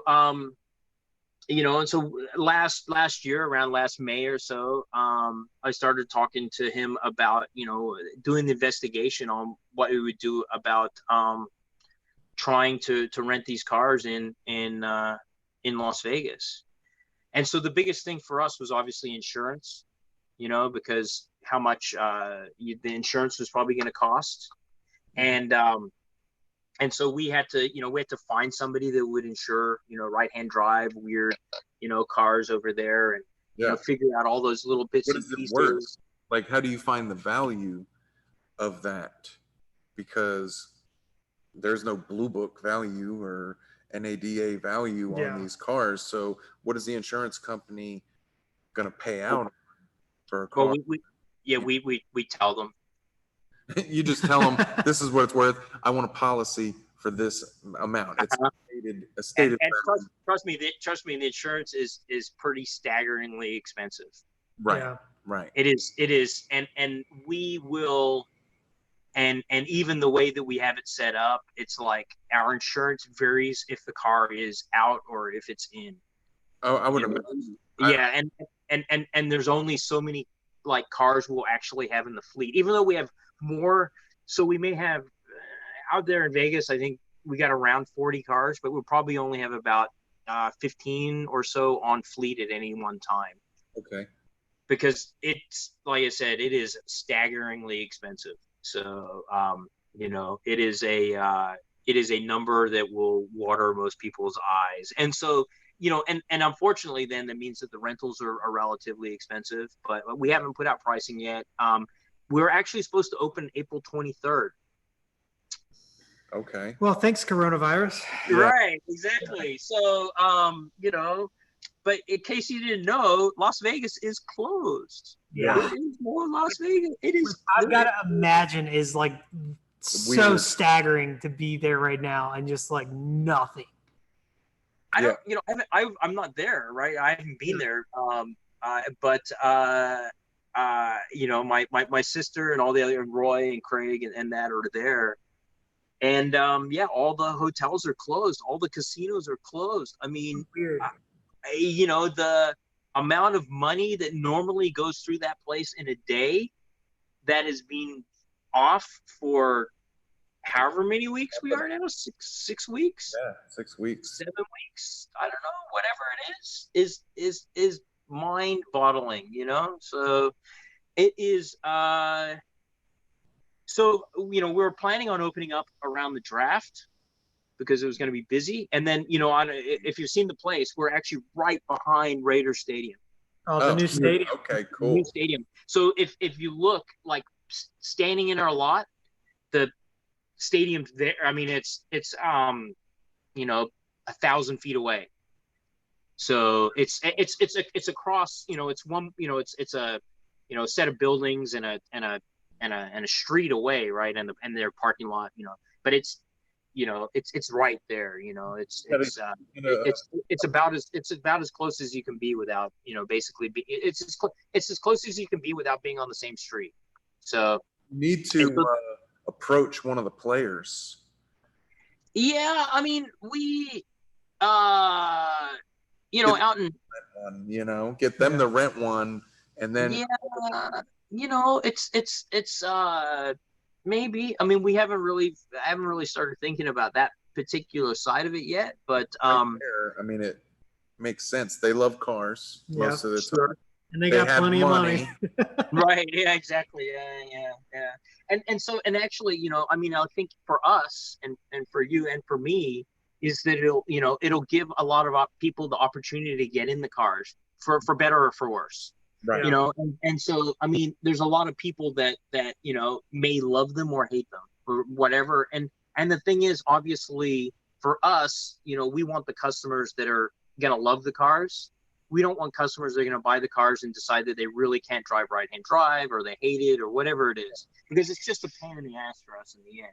I mean, if you've got a customer that buys it and says, man, I hate this car, why did you sell it to me, blah, blah, blah, versus like, this is what I really want, and so hopefully for us, and like, we've got a bunch of K cars and everything Supra, RX-7, Fast and Furious themed cars. It's kind of fun, and we're trying to make it an experience. And so what I mean by an experience is like, not just a car, we're not a car rental agency. We're not Enterprise. We're not Avis. We're not $49 a day to rent these cars. No, we're taking these like cool, weird right-hand drive cars that you may never have gotten a chance to ever drive. I mean, some of us have the opportunity to drive this stuff all the time, right. But not everybody is us. And right. So, and so if you did want the opportunity to drive these cars, this gives you that opportunity. And so, but we're doing painted all the themes inside. We got like Japanese vending machines. We got some video games and some other weird crap, like all the weird Japanese Kit Kats and things, like the Japanese, treats and things. So, again, we're trying to make it into a little bit of an experience, not just, because, and again, a lot of people, I'm sure even where you are, you probably get people stop by, just want to look at cars. They're not there to buy. They just want to look. And that's fine. And, it's like a museum to them, Right. Yeah.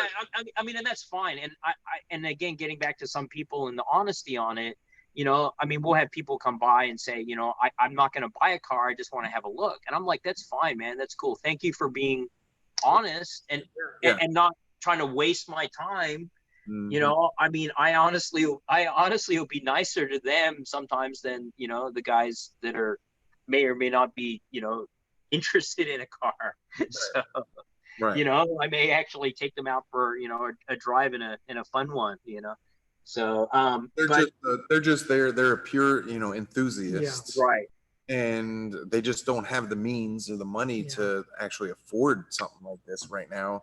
And, I try to do that with like you younger guys come in and stuff. Right. Interested. And stuff. Yeah. I mean, it's just, I want them to be interested, because right. Hey, it might be 10 years from now or whatever, but they might come buy a car. And I feel like, they're 13, 14 years old or whatever.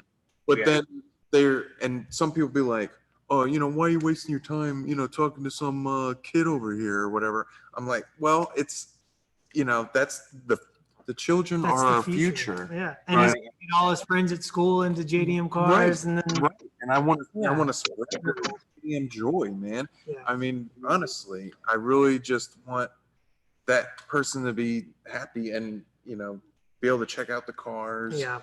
And then, whatever. They might have a uncle or something that's looking. Yeah. And then like, hey, man, Driver Motorsports, man, they were really cool to me when I was like a 13-year-old punk. Right. Cool. So, they become loyal. you know? Yeah. So I mean, that's that's even what Craig's trying to do out in Vegas. I mean, he wants people to experience the cars and have fun. Yeah. I mean, some people ask us about it, like, oh man, somebody's gonna damage the car, and we're like, yeah, okay. It's gonna happen. I mean, yeah, I mean, we're not, we're realists, man. We live in the real world. We're real business people, and we understand that some stuff's gonna happen. And that's just the way that it is. And I mean, we you can't, I guess it's a thing to say even for now, which is you can't always live in fear, right? So right. Scared money doesn't make money. Yeah, I mean, yeah. something we talked about earlier is like, I think for us, like, we're in this world, we're around these cars every single day. Right. Like, we kind of get jaded. Like, every now and then I'll come into work and be like, holy crap. You know what I mean? Like, I'm literally working on these cars every single day. Like, I spent the last 2 weeks working on a chassis that, like, I work on in my free time, and I've done that for years now. Like, I do that for fun for me, and I'm getting to work on these like dream cars of mine, so it's and so like I should charge you. Yeah. But no, like we go out and test drive these vehicles, and we get to drive them quite a bit, but for other people, like, just to see the cars, is a dream to them. Just to be around. It's I mean, like, well, you see, the thing about being jaded is, like, that is a thing, and it is an issue. I mean, if you paid attention to most Facebook, groups and forums and stuff, everybody in the whole entire world and everybody in some little town has an R32 or whatever. Yeah. And I'm like, look, I'm in LA. There's a lot of people in LA. I've had these cars for 20 years in LA. I will be at the gas station, the closest gas station to our shop. And there will be somebody who stops in there and says, oh my God, this is my favorite car ever. You're not allowed to have them in the US. And I mean, I'm literally in, like, as close as you can be to our shop or whatever. And this has happened multiple different times, multiple different areas, all this stuff. I mean, we'll go out to shows or events or Cars and Coffee or blah, blah, blah, whatever. And I'll be walking to my car one day and somebody says, it's my favorite car ever, R32 GTR, blah, blah, blah. Man, I wish we could get these here in the States. Yeah. And this is not something that is uncommon for me. This is something that's very common. And I've literally been working on and selling these cars for 20 years in this area. We are out at events, if we're allowed to, obviously. We are at events every single weekend. I have been on TV, magazines, you name it. And I can run into people just about every single time I drive the car that will tell me something like that. Yeah. So that means that we do not hit, so all these guys that say, oh, there's 5 of them in my town. I'm like, okay, cool. I don't give a shit. Right. Yeah. So how many people still don't even realize that you can buy a Skyline? Yeah. There's, I mean, a lot. Those are potential buyers once they find out. Yeah. Oh, I can get one and it's legal. Shoot, right.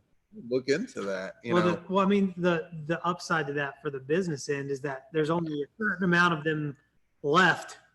Yeah, so, GTRs. Downside. That's a downside for the business. That's not an upside. Well, it's a downside that there's only so many left, but that means that the value goes up. Yeah, but that's not good for. Well, it's not business. good for the buyer. It's not good for me. I get this sometimes, right? And people will be like, oh man, you must love it that, an R32 Skyline now is a GTR is like 40, 50 grand. And I'm like, why would I love that? Now I have to invest that much more money to just buy one car. Yeah, no kidding. Bring it in. So where, back in the day, I could have bought 2 right GTRs for the same amount of money I'm spending on one now. So that limits the quantity of cars that I can afford as a business to actually buy and import and bring in. Not to mention that shrinks the amount of people that can afford that. Yeah. So that shrinks your customer base more.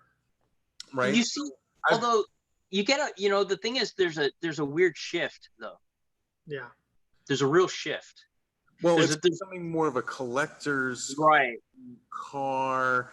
And, I see that end of it too. But we're, Top Rank is more in the business, I believe, of selling, to the collector. And Driver Motorsports is more in the, mode of, we're more tuner cars. We want to make it 800 horsepower. We want to make 800 horsepower. We want a big single. We're in California, so we're always going to have our the thing that I can do that obviously a lot of other people can't is California. Right. And California is a huge market in itself, but we have our weird rules and regulations. It's like its own country. It is our own country, yeah. It's sad, but the thing about it is that I do know the path. Yeah. And so I do understand, and I do know, and they know it, and then I know what I need to do in order to make a car legal. Yeah. Right. And so it's nothing like weird and arbitrary, or somebody saying, hey, you've got to have some sticker on the car, some federal sticker, blah blah blah, in order to get a title or something. It's like here's what we got to do in order to register this car in California, and so that's what we do. And I mean, the thing is that again, it's a hassle and it's all those other things, but we're out there and we're in front of all these people, and we're in front of the CHP, and we're in front of the DMV, and we're in front of the CBP, and this is what we're doing. And I'm not hiding anything. I'm not trying to do anything shady. This is it. This is what we're doing. So,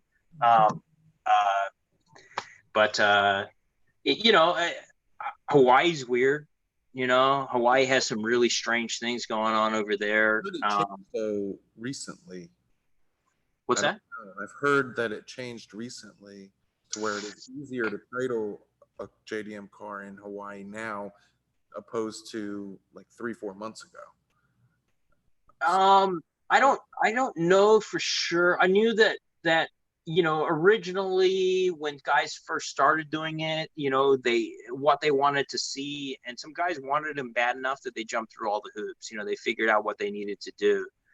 And then, since then seems to be like more people getting cars there, but also depending on like what island you were on over there. And that kind of depend, like it was some islands was easier to register cars than others.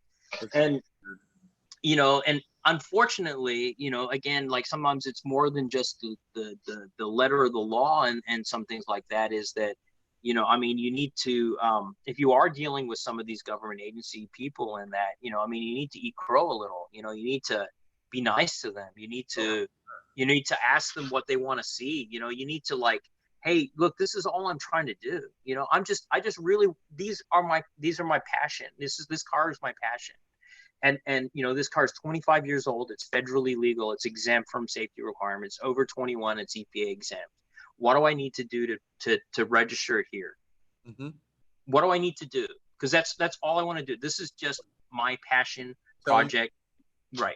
What you need from me, right. Get this done, and I'll do whatever I have to do to get that done. Right. Exactly. Yeah. Within reason, obviously, because right. I mean, you can't do, if they tell you you've got to put it on Mars, you're like, well, I can't do that, ma'am, but if it's, obviously if it's within reason, like here, this is what you need to do. And, again, you need to be respectful to a point, but you also need to understand, like, they can't just arbitrarily tell you things that aren't in the rules, aren't in the title regulations, aren't in their things. Like they can't tell you, oh, you've got to have headlights that are 44 inches high. And you say, well, where does it say that? And they say, well, that's what I think it says, or that's the way we've always done it. Or this is the way we interpret it. Yeah. Right. And so, okay. So now if you go to that line item and it's like, section 1.5.2, headlights must be 44 inches high. Then you're like, well, then I've got to move my headlights to 44 inches because that's what it says. But if they say headlights can be between 20 and 50 inches high, 44 is in between there, but it says right. It can be in this range. And my headlights are 24 inches high, man. And she said, well, no, I want it to be this. And I mean, that's the point when you've got to start arguing.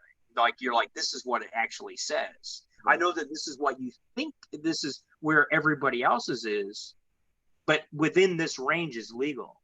And so, and sometimes interpreting those words, and understanding what those words mean, and they may have read it wrong a long time ago.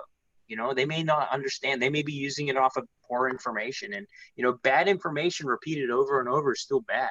Yeah. Right. So, I say this about some of the Skyline things. If somebody has bad information that they've been talking about on a Skyline, that doesn't mean that it's true. If somebody tells you that a R32 V-Spec has an active LSD, that's not true.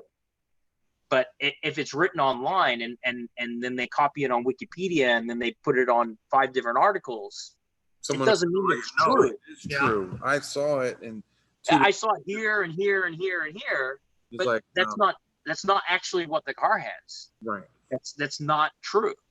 But all these places say that it is. Yeah, because we have one bad piece of information that's been copied.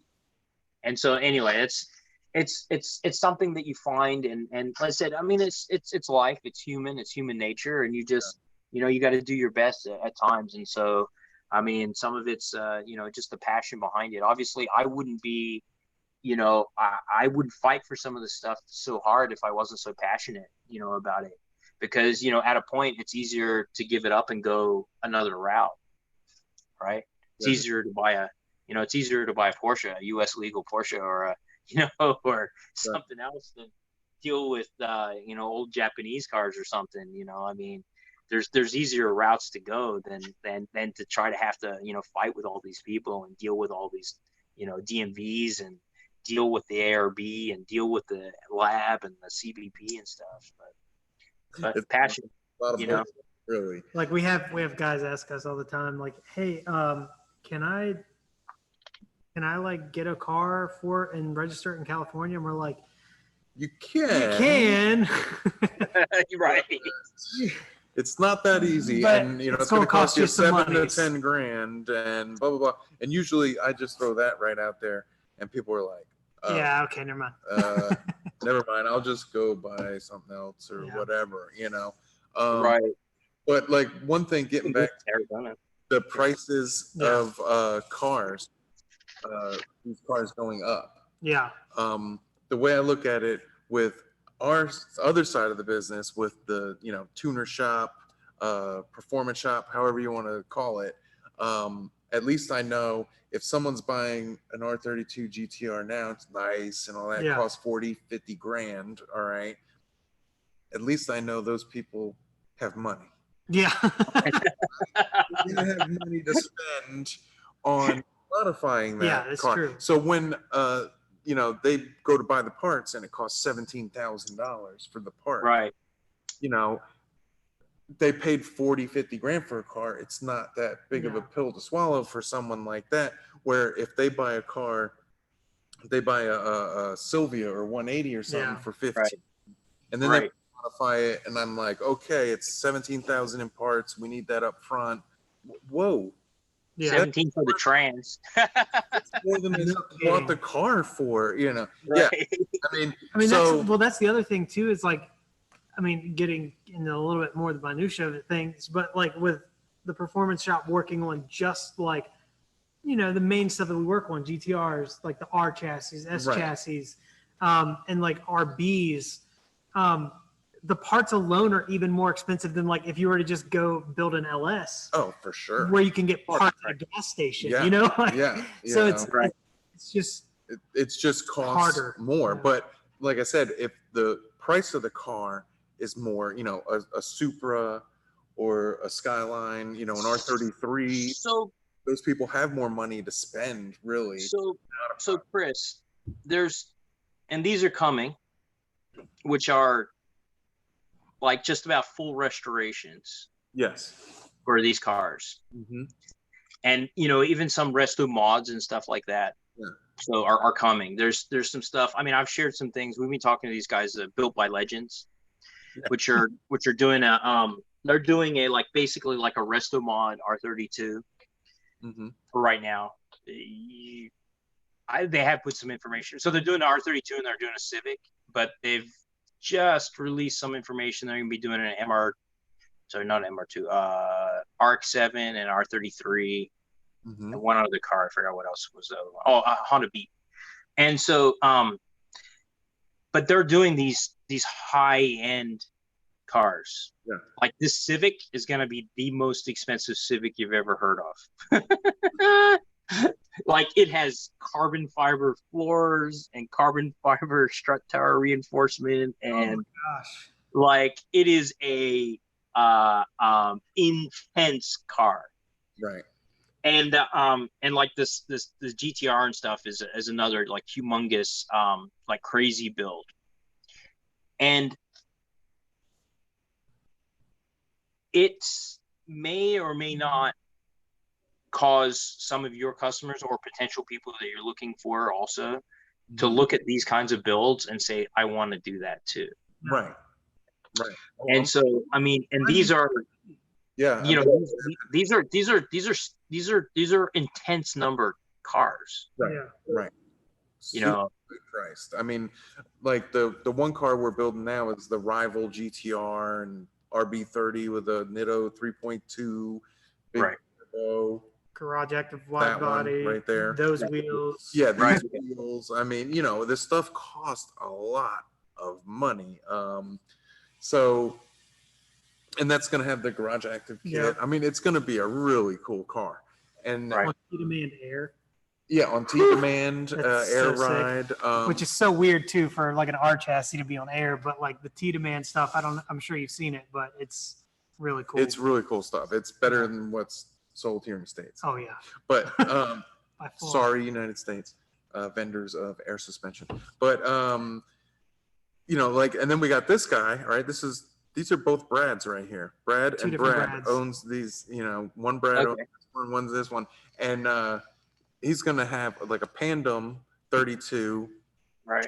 car, and you know, I mean, just I can't really go into too many Yeah. details. I don't Sure. want to give it up. But I mean, I'm talking, I'm talking, and I mean, 100,000 plus builds. Right. Oh, yeah, yeah. you know, I mean, these are, you know, these are car plus 100, and then, you know, Mhm. the thing about that is that, you know, have you seen like the Singer style builds, like the Porsche builds? Yeah. Yes. You know how much those are? Crazy amount of money for those cars. I don't even want to know.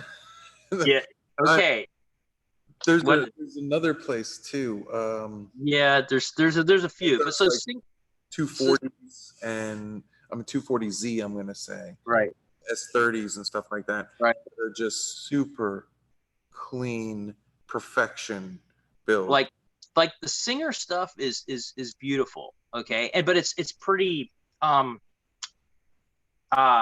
most of them are pretty mild kind of things. They're very classy.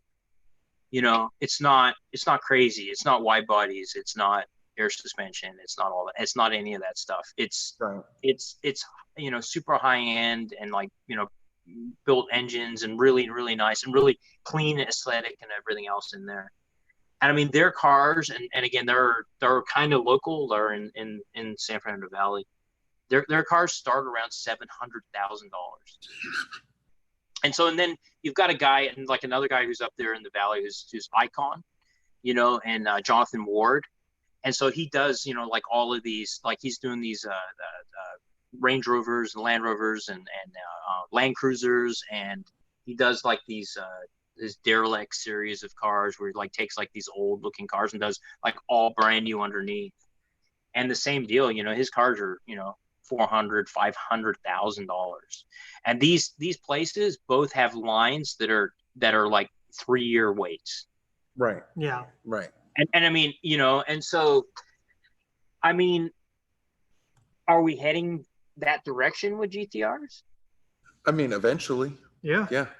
I mean, You know, 5 years from now, yeah. Well, 7 years from now. I mean, we're not going to say how much like some of these builds are costing, but like they're getting up there. they're getting up there. They're getting way, you know. So, but I understand what you're talking about. These are car builders that have built their reputation over time, and they're craftsmen. They're art, basically, and this is what they build. You know, we're nowhere near anything like that. But we're building the car But that you would dream of, basically. Like every I would dream of building for myself and owning. That's what we're building for some of these customers now. Sure, but everybody starts somewhere, and then I mean, the thing is that there's always that possibility, that somebody comes to you and says, "Hey, I want to build, something like this," and then I mean, there's some cool stuff out there. I mean, actually, like even I kind of dig these, and we may or may not. Somebody has to build one, which is like a Safari style R32. The Safaris, right? The Safari 911. Yeah. So we're Nissan. Nissan always has to copy Porsche. So I'm just letting you know. It's just kind of the way we go. Okay. We followed behind them. We're a little cheaper. We're a little cheaper. We're a little bit more Japanese. We just followed behind them. So actually, Lee Keen, who does like a lot of the Safari stuff, he's actually a customer of mine. He bought R32 for me before, but some of those are kind of cool. And I see, again, I kind of see some of our stuff, heading in parallel directions. Mm-hmm. I see that, basically, people are going to be, because again, some of the 911s are, all the money. I mean, like I said, you're, $700,000 for a car. I mean, right. For an old 911. So. But the thing with that company like that is there's a 3-year wait. Yeah. So it's an exclusive club to be in, just to be able to have a car built by them. Yep. Right? And I don't know how many people they have working at that company, but it's probably not a great deal. Yeah. Because the people that you have working on those cars, you have to trust. Right. Yeah. Exactly. Yeah. They have to be good, and it's hard to find that kind of talent to do that. Luckily, I've got a really good group of guys, man. I mean, it's good. We do really good, and basically, I wouldn't hire them if they didn't have the love for the cars. Like that's the first thing. Yeah. You have like I said, the passion. You do. You have to have the passion. If you don't have the passion, like it's difficult to get through some of the toughness. Yeah.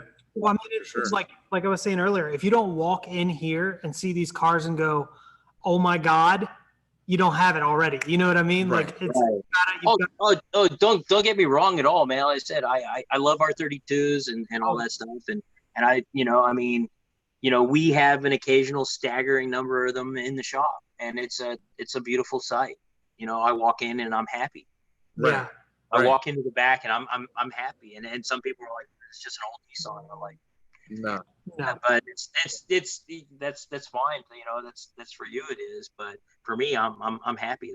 I'm happy when I walk in the back and there's, like I said, there's like 20 R32s back there. I mean, that's a dream. So it is a dream. I don't know. One of the fun things about these is like, it doesn't matter how many R32 GTRs we get in, they're all so different. Oh yeah. And so similar in the same, like chassis and everything's the exact same, right. But like it's I mean, you're buying somebody else's like dream car over there, Right. So like you get to see their personality. Each car has a different personality, even if it's the same color and the exterior is almost the exact same. They drive a little different. We buy a lot of modified cars. Right. We buy a lot of cars that are pretty heavily modified and built, right. But maybe they were built 10 years ago. Right. Exactly. So we'll get them and we freshen that up and fix whatever. And maybe it's running an F-Con or a Power FC or something. Probably. Right. We'll get it in. Well, one thing we can't get into the F-Cons. Yeah. The Power FCs are just an older technology. Okay. Yeah. We like Haltech. We'll put a Haltech in there and tune it and make it run right. But the turbo kit is perfectly fine. It's got a Greddy, right. Yeah. Old school. Yeah. But there's nothing wrong with it. Maybe there might be a little crack here and there on the manifold, but we'll take that off. We'll weld it up. We'll fix it back. I mean, some of that stuff. I mean, people are even somewhat nostalgic for it, right? Yeah. I mean, that's what it is, and that's what it was. You watch the option video and or you read it in the magazine and it has a T78 on it. And it's like, it may not be the best responding. It may not be quite as good as whatever, but Right. you know what? It looks cool and I don't give a shit, right? So Exactly. it's close enough. It sounds good. Right. I've got a freaking T78. Yeah, I got a T78 Yeah, Freddy, like you know, the silver single one we just turbo. had. Yeah, and Yeah. then you know, like some of the HKS stuff, the TO4R, you know, Yeah. kits and stuff like that. I mean, we got like a RX-7 coming in with a TO4R kit. Yeah. So the Supra, the Rent JDM Supra, had a T78 on it, and it was too fast. What's that saying? So we tuned it for 87 octane, Wow. and it made like 420 to the tire. Right. Like with Yep. obviously with no boost and no timing, like no timing in it whatsoever. Mm-hmm. Oh yeah. And it hit a little bit too hard. And so when it was cold, Craig didn't really like it. So we put a smaller turbo on it. We ended up putting a 3076. Mhm. But here's the thing. It still makes like 400. So like it makes like That's 392. 400 over a lot. Yeah. Right. Yeah. Yeah. So it's a little less of a hard hit, Yeah. but it drives good, and it's the same. It's got like no timing and you know, all that in it, and so, but it's just you know, I like the T78 on there. You know, I mean, it hit a little bit hard, but the car was fine. It was fun to drive and stuff. So, Yeah. you know, but you know, I said it's got a little smaller turbo, and it still makes, you know, similar power with no boost, and you know, it's again, it's a pretty fun car. So. Yeah. Do we have I questions? have a bunch of questions. All right, I think we should Bunch of questions. Oh shit. Okay. No, we can just rattle can these things off here. Yeah, let's Okay. just put them out there. Is Rent JDM going to get a R34 V-Spec 2 NER? No. But you guys do have an R34 or 2. I have our R34 V-Spec. Yeah, I mean V-Spec 2 NER, man. There's 750 cars. A cheap one right now is $250,000 in Japan. Car's not going to be U.S. legal until 2027. Yeah. There's not one under show display. It doesn't fit under show display. It's not happening. So Nope. Yeah. All right. Negative. Let's see. Are you guys renting any wide body cars? yeah, the R35 has the Liberty Walk kit on it. Oh man, that's I love that's Liberty Walk badass. on I R35. love it. It Yes. has we had what do you call it, Kato from Liberty Walk there at SEMA. Oh man, cool. He's playing the car, and we had with Tamura there too, you know, who's the R35 product planner guy, R34 planner. So we have some pictures on the Rent JDM Facebook page of like Tamura and Kato both there with that car, and so, and then also with the R34. There's what else? What other shit is there? I mean, there's definitely some weird cars. So there's the van. Huh? The Ken Mary Skyline. Yep. There's two Hakos, Ken Mary, bunch of R32s. There's a 4-door R32 GTST all-wheel drive, single turbo. Okay, cool. No trans. With 4-door. Nice. I love the 4-door and that it's all-wheel drive. And it's all-wheel drive, RB26 with a Borg Warner on it, I think. So, Yeah. So I mean, there's a lot of stuff, and then, you know, the Calsonic look car. There's a bunch of cabs. There's I mean, we have the crazy van, but that's not really a rental. But you know, we have the Big Blue. So I don't know if you've seen that thing, but that thing's kind of crazy. Yeah, so, Blue IU or whatever we think we call it. So yeah. So when I go to Vegas, then I know where I'm going to rent. I know where I'm going to go to rent my car. Yeah, well, you know, I don't think we'll charge you, Chris. But anyway, but don't tell anybody else. So.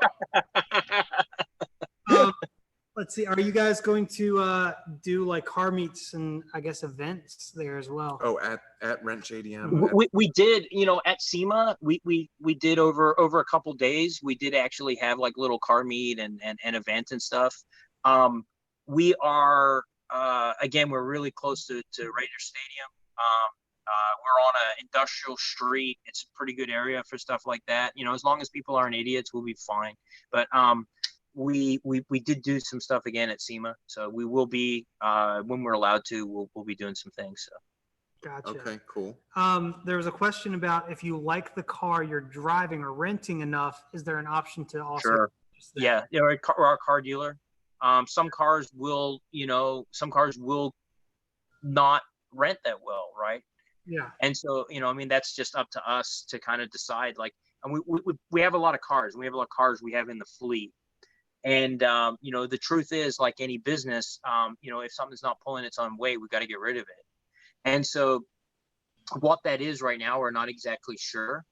So I can almost guarantee you, obviously, that R32s and R33s and will rent pretty well. R34s are so exclusive. It's kind of it's its own thing. Yeah. But other cars, Supra, RX-7, Ken Mary, Hako, all those kinds of things. If they're not pulling their weight, man, they're going to be gone. And then also, yeah, if somebody does like something, some of the stuff will for sure. We do car dealers. What's that? Money talks. Like I said, what we were just talking about before.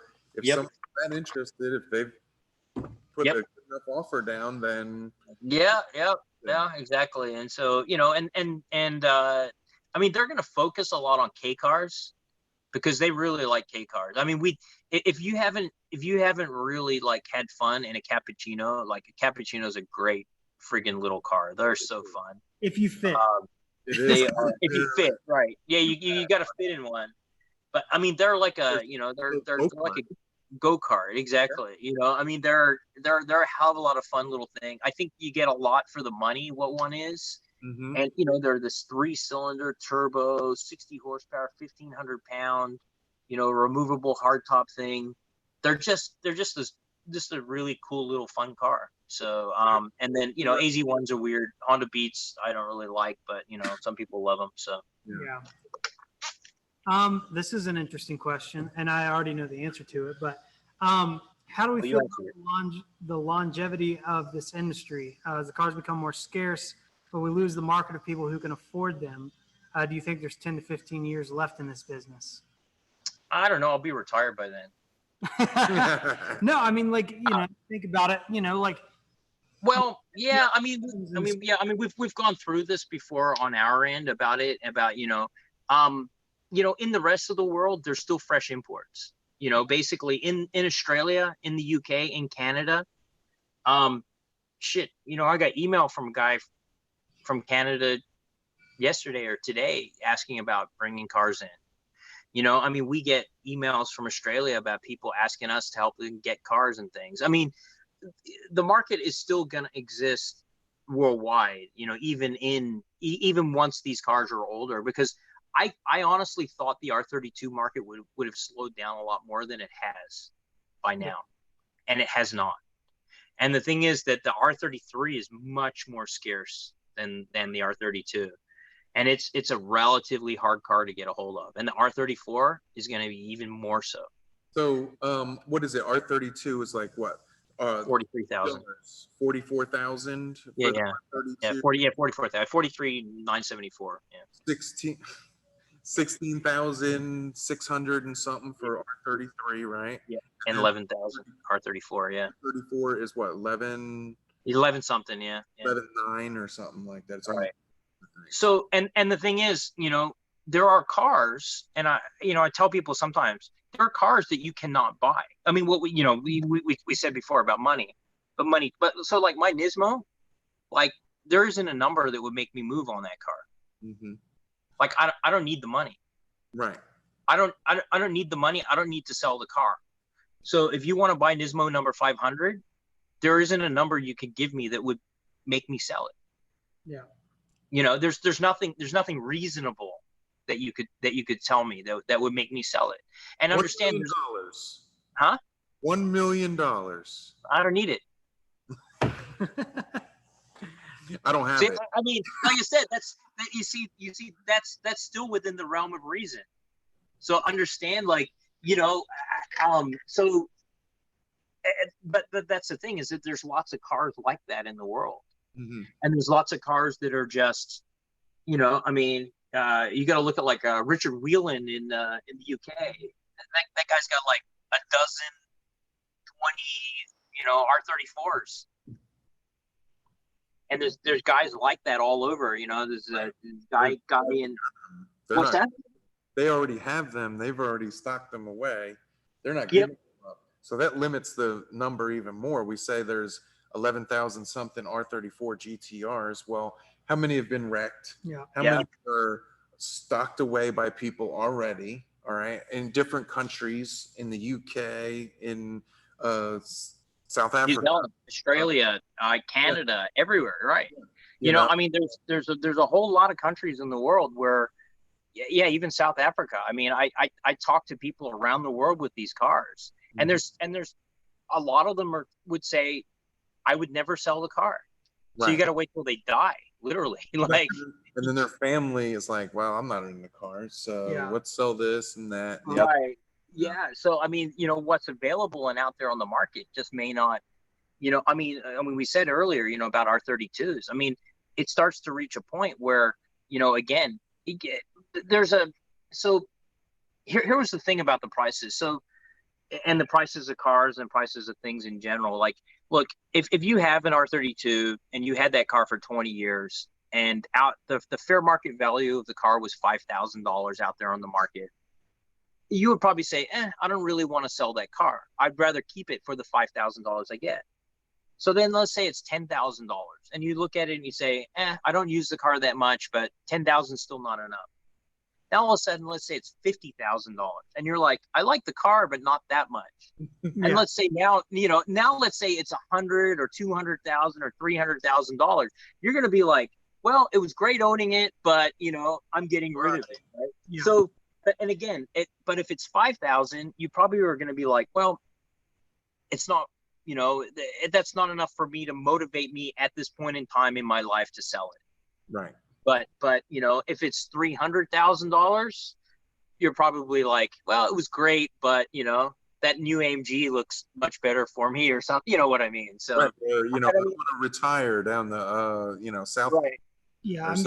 Yeah, exactly. So, I mean, and so that's kind of a weird part about even car prices, right? Where you're looking at some of this stuff, again, if the market is so low, there's a lot of cars that are probably never even going to come to market. But when the market gets higher, it's probably going to draw more cars out. So, the same thing is happening with the R34s. I mean, because the R34 prices are, I mean, they're really bumping. I mean, even rough stuff is getting kind of expensive. Mm-hmm. And, if it's a rare rough one, they're really expensive. So, what that's going to be in another, whatever, 4 or 5 years, it's well, the world is unknown right now, but I mean, it could be staggering. So yeah, I mean, that's a lot more than, all those guys that said, oh, I'm going to wait for the R34. I'm like, yeah, good luck. You're right. Yeah. Just like the guys who said, man, I could have bought an R32 for 17 grand, back 4 years ago. And it's like, yeah, you probably could have. Why didn't you do it? So the cheapest one I ever sold was 18,000 flat out the door. Yeah. GTR, ran good, had a little bit of some paint issue on it from where someone painted it and it was getting like solvent pop. Yeah. Like, right. You know what I mean? And at the time I was like, I just got to move this thing. And someone, and I had it listed for like 21.9 or something like that. Right. And someone came and they were like, I got 18 cash right here. And I said, sold. Right. I got to move on. I got to keep things moving. So give me that money. I'll turn that and buy some more cars with it. Yeah. I mean, I sold some cheaper than that even. So, but I've been going for a while too. Yeah. So, and then, and then they kept on going up from there, and we just, kept having to pay more and pay more and pay more and pay more. So, I know. and that's where we are now. We pay more and we pay more. So the price in Japan, you know, I don't know. It's weird because the prices here dictate really what it's going to be worth. You know, right. Yep. Because we'll buy them from Canada or Japan Right. or Yeah. Australia or wherever if we can get it here and make the profit that we need to make to remain in business. We talked about that earlier too. We have to make a profit, people. Sorry, but we have right. to, you know, right. we Yeah, gotta keep the lights on, you know, it we costs can't. We can't buy the car in Canada for, for 25 grand and sell it for 25 grand because it costs more than that. And right. if we touch it, it all costs money. So, and I mean, we the same. We try to tell people like what we do, what we spend money on, and what things are, and at least for us, I tell people we're not the cheapest. There's cheaper guys out there, and I'm not trying to be the cheapest guy. I don't want to be the cheapest guy Right. because that guy's going to be out of business in 6 months or a year or whatever because he can't, he doesn't really understand what he's doing in the car business. You've got to be able to make some profit. So, $1,500, and they're like, oh, that's all you need to make is $1,500, but you're not going to last long making $1,500 on a car. And I remember, especially when you got $30,000 invested in it, so right. You can make more money in the stock market just taking it to the stock market. You'll make more than that.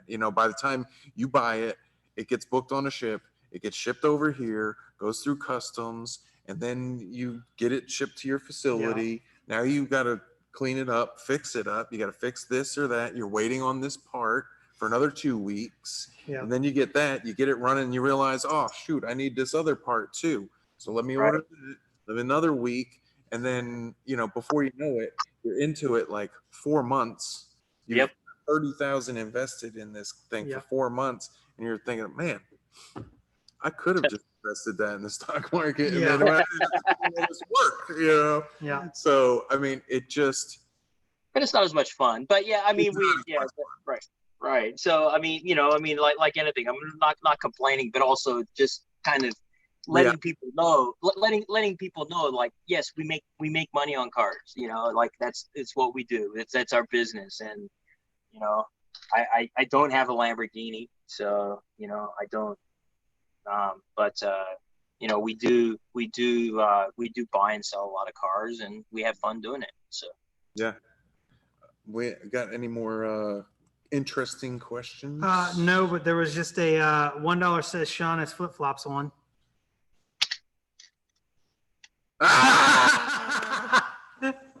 That's it. That's hilarious. Yeah. Well, hey man, it's 90 here. 90. Damn, it was like 80. It was like in the 80s yesterday here, and it's like 40 something today. It is 40 something degrees out right now here. It's 90 here. It's sunny. I'm wearing shorts and a t-shirt and flip-flops. Yes, and that's absolutely perfect business attire in California. So we're not quite Hawaii, but we're relatively laid back as far as any kind of business attire. So you're just as likely to see most people wearing like flip-flops as something else. So and that probably came from Kirby too. It did. Yeah, of course. All right. So he's giving me shit for because when I was in the shop doing a live thing and I was walking around in flip-flops, you can hear it. So. The last question, and we haven't even really talked about it. What's the car behind Sean? My blue car. So this was a car that I bought to sell. It came over. It had a get drag in it. It had a little bit of an engine tick. So it had a roll cage and some other shit. And so it had some mods, some good stuff. Like I said, it had a get drag. So. And then I was working on my Nismo, Nismo 500, and I was doing some stuff to that car. And so I needed something to drive for Ours Day. And so I took this car up for that. And it was raining, and I like the rev limiter. And so I spun a rod bearing. So, but with that, done, so I didn't really need the Get Drag, and one of my friends, Brian, wanted a Get Drag, so I sold him the Get Drag, and I put the money that, we're in business and we're dealing with cars and money and things, and I kind of compartmentalize, where the money goes towards things. Mm-hmm. And so the money from the Get Drag I put to rebuilding the engine. So I rebuilt the engine, and then put a 5-speed in this car. I took the 5-speed that was in my Nismo, because now my Nismo was getting an OS88 sequential. So and then I used this on another R's day, like obviously a year later. And then, because my Nismo still wasn't really done, and I didn't really care about it because, I have other cars, and it wasn't really, building the business, doing stuff like that. And so then I got a few more parts, a few more things for this car, and then I use it for one more R's day, I think 2 or 3. I don't know. I'm like maybe 2 or 3 R's days in on this thing. And so, I mean, it's a build. It's got some really cool parts on it, but I'm actually going to end up selling it here relatively soon, because I have an R33 to replace it. Nice. So this is a demo car, and it's a great demo car. It's got gold BBS, and it's Bayside blue, and it's got some cool stuff that I'm probably gonna keep because it's my car and I can put on or take off whatever the hell I want. Yeah. And so, because it's got like an ARC twin entry intercooler and stuff, and I really like that. And it's something that, if I had to buy it, I would be paying $1,500 or $2,000 for. I just put a regular one on it, and I've got my Nismo seats in here. I got like Nismo, R32 seats, and I've got Nismo Öhlins suspension. So, like the Flag R. Yeah, like similar to the Flag R, right? Yeah. It's so exactly the same, but it's red and black. Yeah. Okay. Yes. Yeah, that's what's on. I actually have 2 sets of those. Okay. So, but I have a set on here right now, and that's not going to go on. I'll go with the car. Right. And I've got my little carbon fiber ducts, and I got brake ducts, and some other like really weird, unique things that I've collected in 20 years of dealing with these cars. So, and so then I got Big Bird 2, right? So, so that's an R33 GTR. So the sequential that was in my Nismo for a very short amount of time came out of my Nismo and is going to go into the R33. We bought a BLO R32, which is, one of 141 color, had an RB30 in it. So the 30's coming out of that. The RB20 with the BLO, going back to stock. Yeah, going back to stock on that car. And the BLO, the 30 is going to go in Big Bird 2 with the OS88. Nice. And some turbos, some nitrous, some turbos, some nitrous, a lot of tire. And then, again, because I am in the business of selling, whatever's the latest and greatest car, that's going to be our new demo car, right? And so I'm going to be using it at R's Day. I'm going to be using it at some other things. And, some people ask me what my purpose is, and I said, I'm kind of going to hurt some people's feelings with it because, R33 is a boat, right? We kind of joke about it. It's a big car, longer, but it should be decently fast. Yeah. Like I said, fast enough to hurt some people's feelings. Nice. So I have the same. I have Nismo Flag R on there also. I bought some in Japan to put on it before it came over. I've got some other really cool parts on there, like the Nismo Impul 913 steering wheel, and like again, those kind of really cool, nichey, weird parts that I have some appreciation for. Yeah. Are what I'm using on that. So again, so when this car goes away eventually here, this one's good. I've got it on E85, makes like like anything in real life, I had to make some choices before last R's Day because I didn't have enough time. And I did some of the work, but not all the work that I could do. And so I did put it on the dyno, though, with E85. And, I thought that it had more fuel pump in it than it did, but it didn't. And so it still had a stock fuel pump. And I didn't realize that until we're on the dyno, and it did like what did it do? Like 15 pounds of boost, 14, 15 pounds of boost. It did like 440 wheel. And so, what's that? On stock fuel pump. Yeah, on E85. That's insane. And it's not even supposed to run E85. But I mean, I got big injectors. I got 1250 injectors in it. Yeah. So, but I had a big fuel pump for it. I have a Hellcat pump, 525 pump, but I just, again, you just sometimes run out of time. You're doing other things in life. I got kids, I got business, and on stuff like this, I generally do it all myself. So, I was figuring, because the car came over with other mods on it, I was figuring it must have a decent pump in it already. I figured, right? So famous last words. But on the dyno, at like 19 pounds of boost, it crossed 500 at the wheels at like 6,000 RPM. We ran out of pump. We just didn't have the fuel to support it. So it turned it down, it did 440. It was fine. I drove it at Ours Day the year before at like 7-8 pounds of boost. The thing made 330 wheel, and I can run down some R35s at that power. Yeah. So and so with another 120, it's better. So car runs, it's got a completely weird setup. It's a typical Japanese. It's 2540s, which are not that great at turbos. They're pretty bad mismatch, but it's got some good, it's got some Tomei small cam. It's got Tomei pistons in it, stock rods, stock crank. It's got no porting or anything else. ARC twin entry, but Nistune but like I said, it runs good. I rev the piss out of it. I take it to 8,700 RPM. It is a narrow pump drive on there. Okay, and it still has oil what's that? It still has oil pressure, right? It's still running, and I beat it like the redheaded stepchild. I mean, if you saw me on Hoonigan, that was like, if you listen at first when I was doing the center spin, but when I'm doing the car was only 300 wheel horsepower when I did that. Yeah. But and it's on a lot of tire, which is why I wanted them to put down water, because their yard is really small.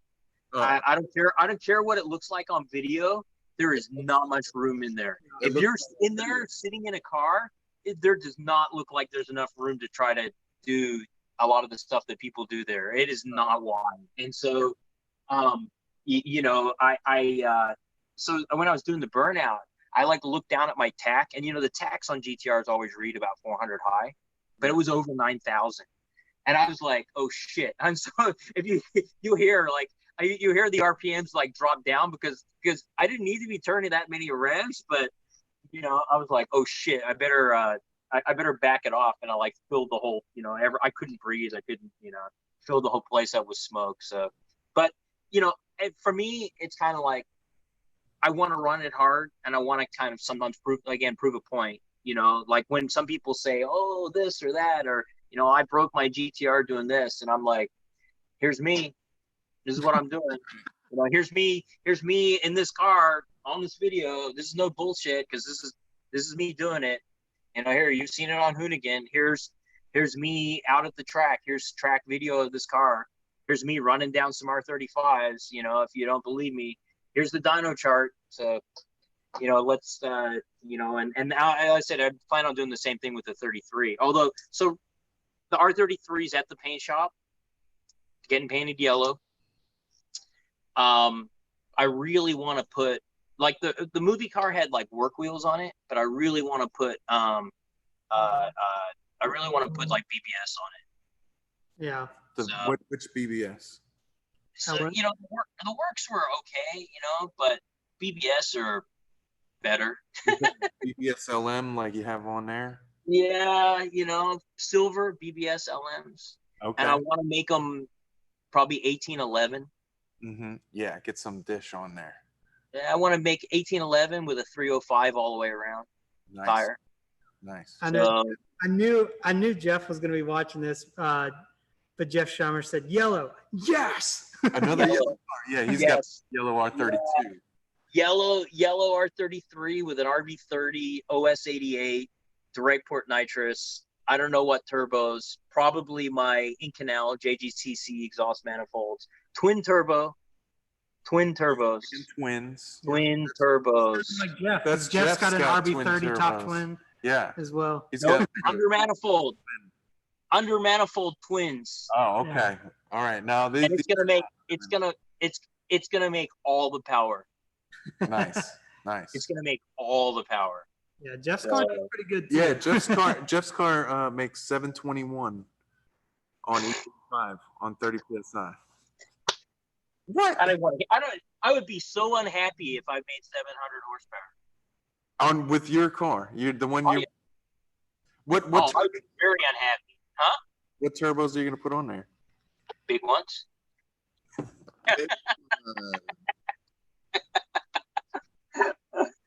Go look at the Garrett. Go look at the Garrett lineup. That'll just piss us off. Huh? Wow, I'm talking about. Go look at the Garrett lineup. There's some interesting bolt-on stuff for an RB26. But yeah. you're honestly you're limited by the exhaust wheel and the exhaust housing size. Yeah. Right. So there's a point where it doesn't matter how big you go on the compressor size, you run out of exhaust. Right. And I'm going to try to run out of exhaust. But that's why I have nitrous. So it's okay. I have direct port nitrous. So direct port nitrous doesn't give a shit. So you're going to add more on top of that. Okay. Yeah. So, I mean, the guys in New Zealand, they had like a T88 with nitrous, and their car went 855, 165 years ago. And they jetted the nitrous up a bit, but I helped them out with the nitrous many, many years ago. So I have an idea. I know what I need to run for jets, but when I ran nitrous on Big Bird, I mean, that car, we picked up 200 wheel with a small shot. Mm-hmm. Oh yeah, and it does a lot for torque too. Like it makes instantaneous torque. Yeah. So it does stupid amounts of torque, but it's dangerous. It's it literally cylinder pressures and all the other stuff that happens. But the thing is about me is I don't give a fuck. So it's fine. But I've run huge cylinder pressures and huge numbers out of stuff, and so it'll run. It'll be good. So I plan on. I obviously I like road racing, but some drag racing every now and again is fun. So if the world comes back to order, then I will have a interesting R33 to come out and play with. So you may see me even in your neighborhood. Awesome. Yeah, we'd love to, man. That'd be fun. Yeah. So I've shown up in people's backyards before. So cool. Come hang out. Yeah. Anytime. Maybe Florida, because I think there's some shit down in Florida that I like to show. So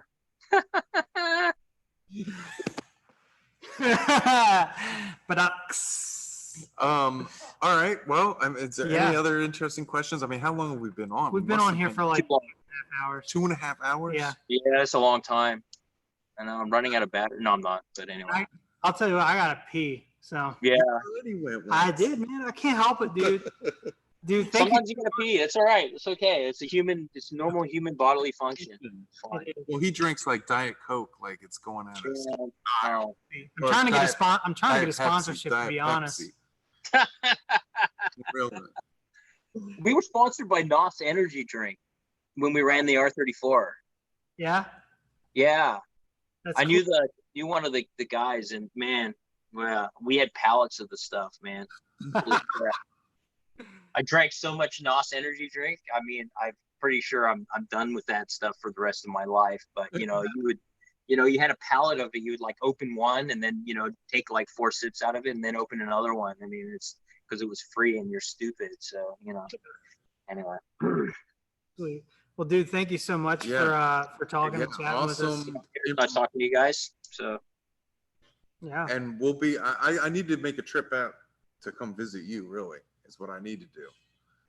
I said we're right by Disneyland, man. If you're, coming out, you're gonna go to Disneyland. We're just down the road from there. So you just gotta make a turn on Catella, and you're there. You can go and see Mickey Mouse and Donald Duck and all that shit. I mean, if there's a SEMA, you're gonna be at SEMA. I am. I'm there. And a lot of times, some of them do work for Toyota. Mm-hmm. So, occasionally I'll help, one of my friends has a marketing company and I help him out with some of the Toyota projects. Okay. So, if not, then like last year, obviously JDM is there in Las Vegas. So, and so last year I did a lot of stuff there for that. And then, it's so close to us here, it's such a short flight to get to Las Vegas or even pretty short, car ride to get there. 3 hours, right? 3-hour car ride. Yeah, and 40-minute flight. Yeah. So, from Long Beach to there and on a flight is, it's a pretty, you can fly in and out in a day pretty easily. So. Yeah. Awesome, Cool. man. All right. Well, we got to get back to it. Yes. Get to work. Sell some cars, man. Man, I tell you what, I got some phone calls to, make right now. We get off. All right. Well, good luck. Good luck with the sales. I'll see you guys. And maybe I need to stop by there one day. It's a little bit far from where I'm in Virginia. And yeah, no. One of these days I'll look at coming up there. So, Yeah. All right. For sure. Okay. All right. Talk to you guys later. Bye-bye. Yeah, man. How do we stop? All right, guys, that was awesome. Sean's a super good guy. Yeah, OG in the import world. If you guys like this, leave some more comments under here. Please. I didn't get to all the questions in chat. Sorry. There's just a lot. I'm sure Sean will answer any questions. If you have questions, just post them up, and put them in the comment section, and we'll answer, and Sean will answer, as I'm sure. Yeah, absolutely. So, thank you guys again. Like, comment, subscribe. Oh yeah, that. And we'll see you next time. All right. Later, Bye. guys. Tevin's over here waiting. He's like, turn this car around.